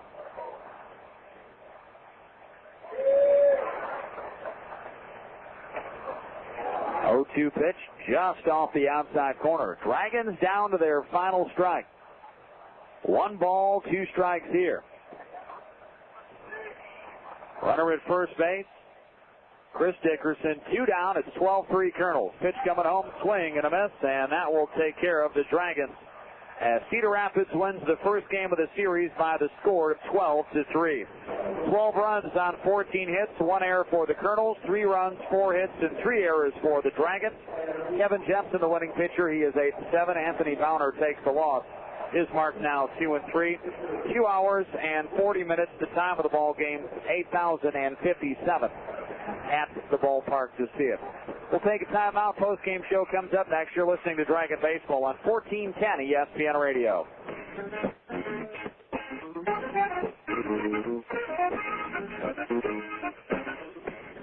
Come into Voss Village BMW today and see our great selection of new and pre-owned BMWs. Now owning a certified pre-owned BMW is easier than ever before at Voss Village BMW with extensive benefits such as the 100,000-mile factory protection plan. Voss Village BMW offers great service, convenient location, as well as convenient hours to help serve you better. Only Voss offers you the best price, best value guarantee. Voss Village BMW, conveniently located on State Route 725, just 5 minutes east of the Dayton Mall. Stop by in person or visit them on the web at vossauto.com.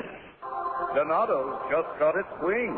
Not that kind of wings. Donato's new buffalo wings. Like anything from Donato's, they're divine. Big and meaty, bold and spicy, mouth-watering and saucy. The kind of wings you just can't get enough of. And nothing goes better with Donato's pizza. Loaded edge to edge with aged provolone and all your favorite toppings. Donato's new big and meaty buffalo wings in hot or mild. And Donato's pizza. A combination that's just plain heavenly. Donato's. Respect the pizza. And the wings. There's only one area medical center that has received 5-star ratings in the treatment of heart attack and stroke, named best in the region for overall cardiac services, ranked among the 100 top medical centers in the country, top 50 by U.S. News and World Report, and named among the top 3.5% of all medical centers in the nation for overall clinical excellence. That's Grandview Medical Center, Grandview and Southview Hospitals. From knowledge to heal, the compassion to care.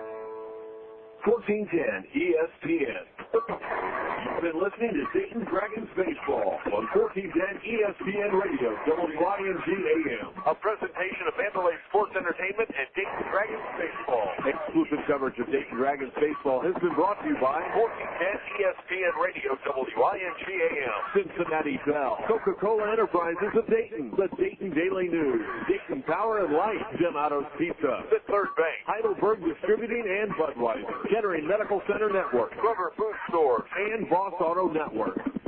This broadcast has been an exclusive presentation of Mandalay Sports Entertainment and Dayton Dragons Baseball. What do you call someone who year after year makes wishes come true? Generous. A genie. Someone who sponsors the Dayton Dragons simply because they understand the special bond that grows between parents and their children when they go to a game. A wizard. Someone who thinks that a perfectly good reason for supporting the Dayton Ballet is that little girls and boys dream of becoming ballet stars when they grow up. A fairy godmother. Someone who makes the city sing, from the City Folk Festival to the Schuster Performing Arts Center. A philanthropist. Someone who wants to bring laughter and celebration to our riverfront at Riverscape. An angel. What do you call someone who has been making the dreams of Dayton come alive for more than 30 years? LexisNexis. We're dedicated to making Dayton a wonderful place to work, play, and call home.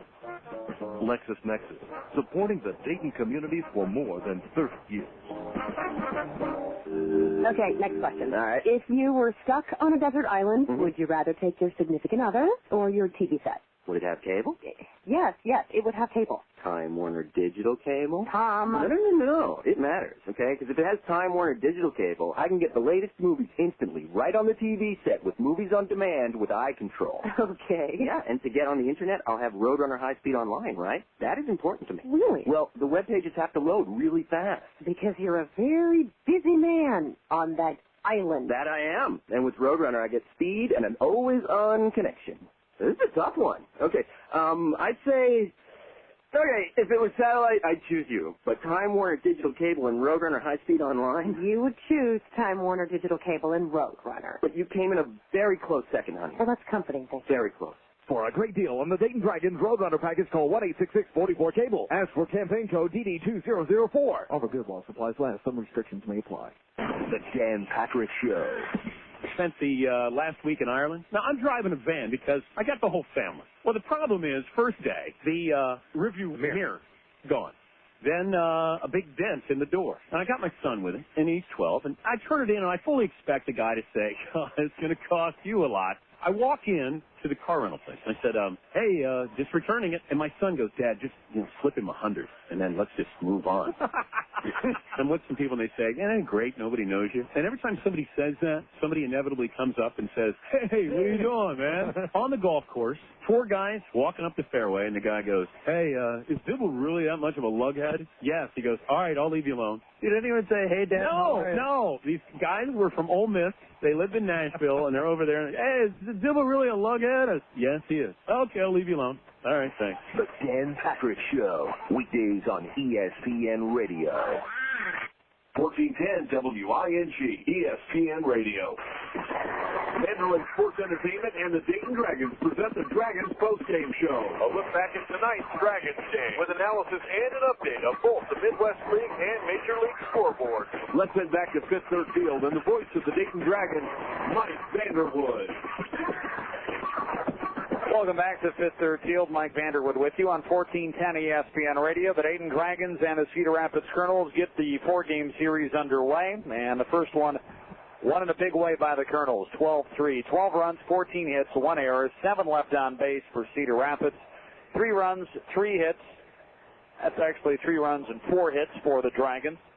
They strand 6 runners. They commit 3 errors as well. And Dayton with the loss now 15-29, 42-72 overall. The Dragons a season low 30 games under 500. 22-22 for the Kernels. They're 64-49 overall. Kevin Jepsen, the winning pitcher, he is 8-7. Anthony Bowner takes the losses, marked 2-3. 2 hours, 39 minutes. The time of the ball game, 8,057 at the ballpark to see it. Kernels got 4 runs in the top half of the first inning, all of them unearned. With 2 down and a runner at first base, a ground ball hit by Brandon Wood.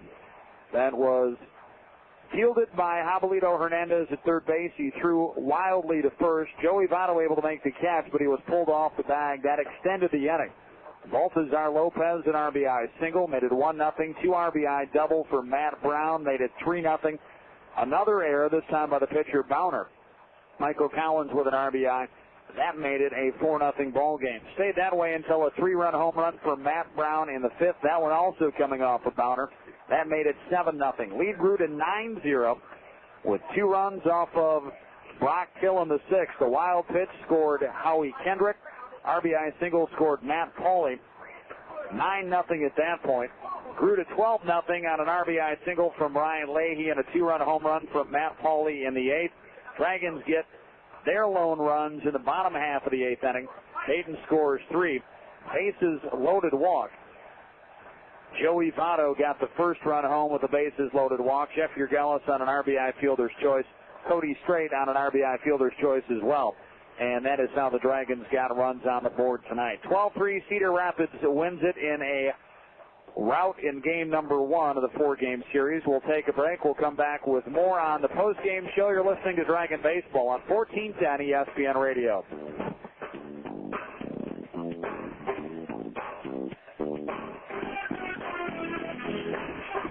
I fell in love with Patrick before I even met him because of his heart. Hi, this is Dr. Neil Clark Warren, founder of eHarmony.com. Everywhere I go in this great country, singles are asking me if there's really such a thing as a soulmate.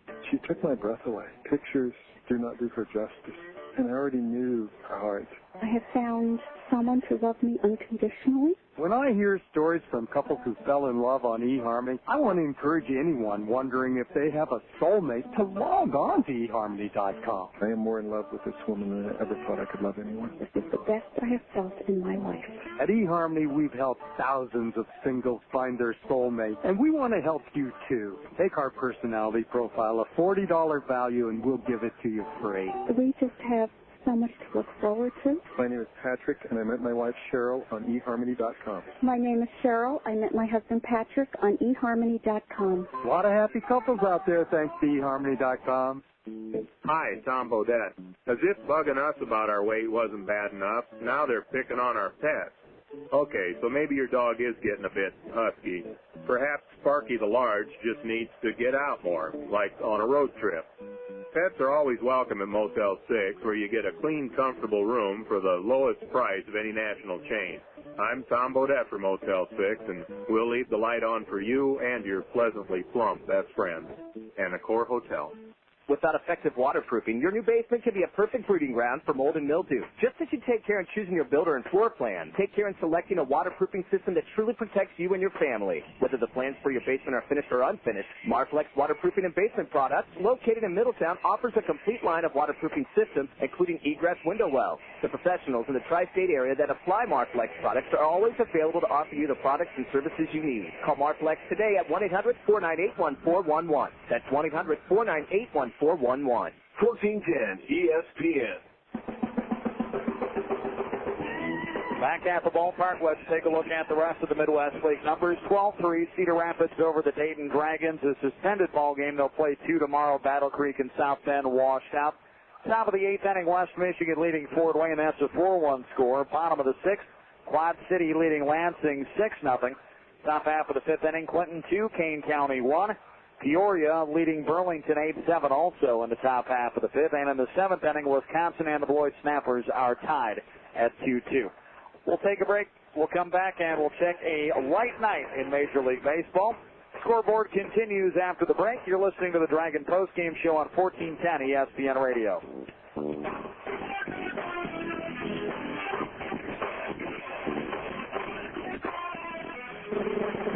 On Wednesday, August 11th, Anthem Blue Cross and Blue Shield and the Dayton Dragons will honor a local teenager who stepped up to the plate and hit a home run for life. 13-year-old Allison Bolts doesn't have time to warm the bench. She's too busy with volleyball, soccer, and swimming. But Allison isn't a typical team player. She's an athlete with cystic fibrosis.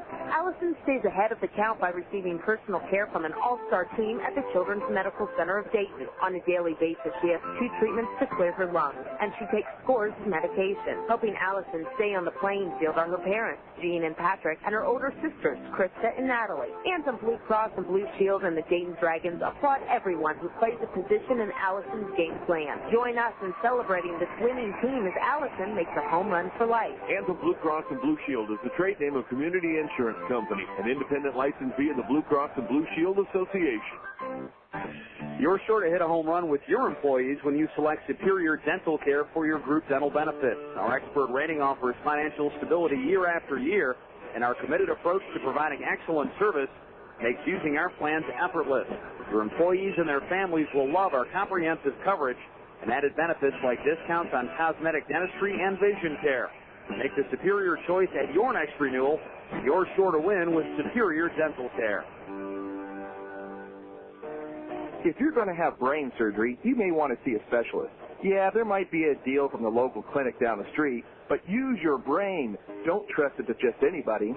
The same is true for your home theater. Hi, this is Kirby of Audio Etc. For nearly 20 years now, Audio Etc. has been serving the Dayton area, selling only the best value, high-performance audio and video systems with a commitment to the highest level of customer service. We don't sell mattresses, car stereos, appliances, or Ken Flakes, just the finest home theaters featuring one of the most unique display environments in the country. We don't sell just picture and sound, we sell excitement.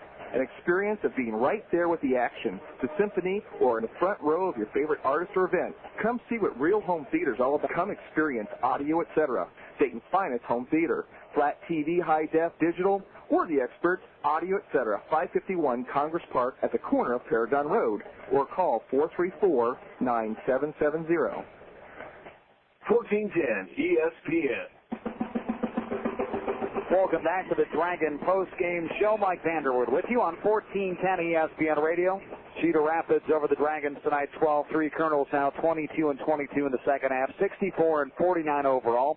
The Dragons at 15-29 and 42-72 overall. National League, one game in progress, 4-2 Colorado with 3 in the 8th inning. They take the lead over the Philadelphia Phillies. Preston Wilson with a home run for the Rockies. Placido Polanco with a home run for the Phils. This day in baseball history, speaking of the National League, August 9th, 1976, Pirate left-hander John Candelaria, the Candyman, becomes the first pitcher to no-hit the Dodgers since their move to Los Angeles. The no-hitter is on the nationally televised Monday Night Baseball, and the Pirates defeat the Dodgers 2-0. In the American League, these games are finals. Baltimore sweeps Texas. They win at 7-3. Dave Burkowski, the former West Michigan Whitecap, picks up the win. Melvin Mora, 2 home runs. He's got 20. Larry Bigby with his 12th for the O's. Alfonso Soriano, Dave DeLucci, homer for Texas. Toronto hangs on, beats the New York Yankees 5-4. Towers over Loaiza. Frazier with the save. Bernie Williams and Hideki Matsui hit home runs for the Yankees in the losing cause. Oakland takes 3 out of 4 at Minnesota. Rich Harden picks up the win. He's now 6-5. Kyle Loesch takes the loss for the Twins. He's 5-9. Former Fort Wayne Wizard Luis Rivas with his 7th home run. These games in progress. Tampa leading Boston 7-3. Tino Martinez with his 17th home run. Aubrey Huff with his 21st. Bottom of the 6th inning, Cleveland all over the White Sox by the score of 8-1. Omar Vizquel, Travis Hafner, Ben Broussard have all homered for the Indians. And in the 6th inning, Kansas City leading Anaheim by the score of 2-0. D. Brown with the home run for the Royals. We'll take a timeout. We'll come back, wrap this one up, let you know about the second game of the series coming your way tomorrow night. Kernels trying to go for 2 straight. The Dragons will be trying to snap a 3-game losing streak. 12-3 Cedar Rapids over the Dragons. Stay tuned. We're wrapping it up after the break on 1410 ESPN Radio. When I heard Donato's was doing a hot chick promotion, I called right away. I mean, hello, I was featured in a hot suburban shoplifter and ethanol and misunderstood fuel. But can you believe Donato said they didn't need a hot chick like me? Turns out for a limited time they have this hot new buffalo chicken pizza at participating locations. The pizza's hot because of the buffalo sauce under all the fresh veggies and popcorn chicken and stuff. Whatever. Donato's new buffalo chicken pizza. Respect the pizza, I guess. I was cheering when Amanda took her first steps the other day, but ever since, I've been running after her in a permanently bent-over position. And now, my back is really hurting. What should you take for back pain? Truth is, doctors recommend the medicine in Advil most for back pain. Every day, she's going to get a little faster, and I'll be right behind her. Amanda, here we go again. Talk to your doctor. For back pain relief, advance to Advil Relief. Still taking Claritin? Join the millions of allergy sufferers who've discovered non-drowsy Alivert. Quick-dissolving Alivert starts dissolving the instant it touches your tongue, without water. Wow, that's fast. So you can take Alivert inside, outside, wherever you are. Try non-drowsy 24-hour relief, even Claritin can't beat, without a prescription. Quick-dissolving Alivert. Allergy medicine right when you need it, wherever you are. 1410 ESPN.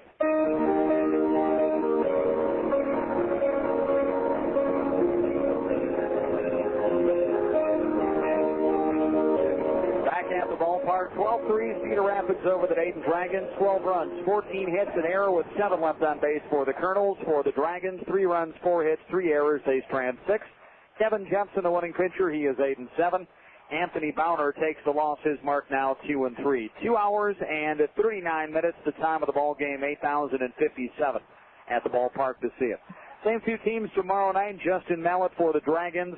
Rafael Rodriguez for the Kernels. Couple of right-handers going at it. Nick Brunker and I have the pregame show at 6:30. The first pitch at 7 o'clock. For Nick Brunker and for Tommy Johnson back in our Dragon Baseball studios, this is Mike Vanderwood. Your final score, Cedar Rapids over the Dragons, 12-3. We'll talk to you tomorrow night, 6:30 pregame, 7 o'clock first pitch. Until then, have a great night, everybody.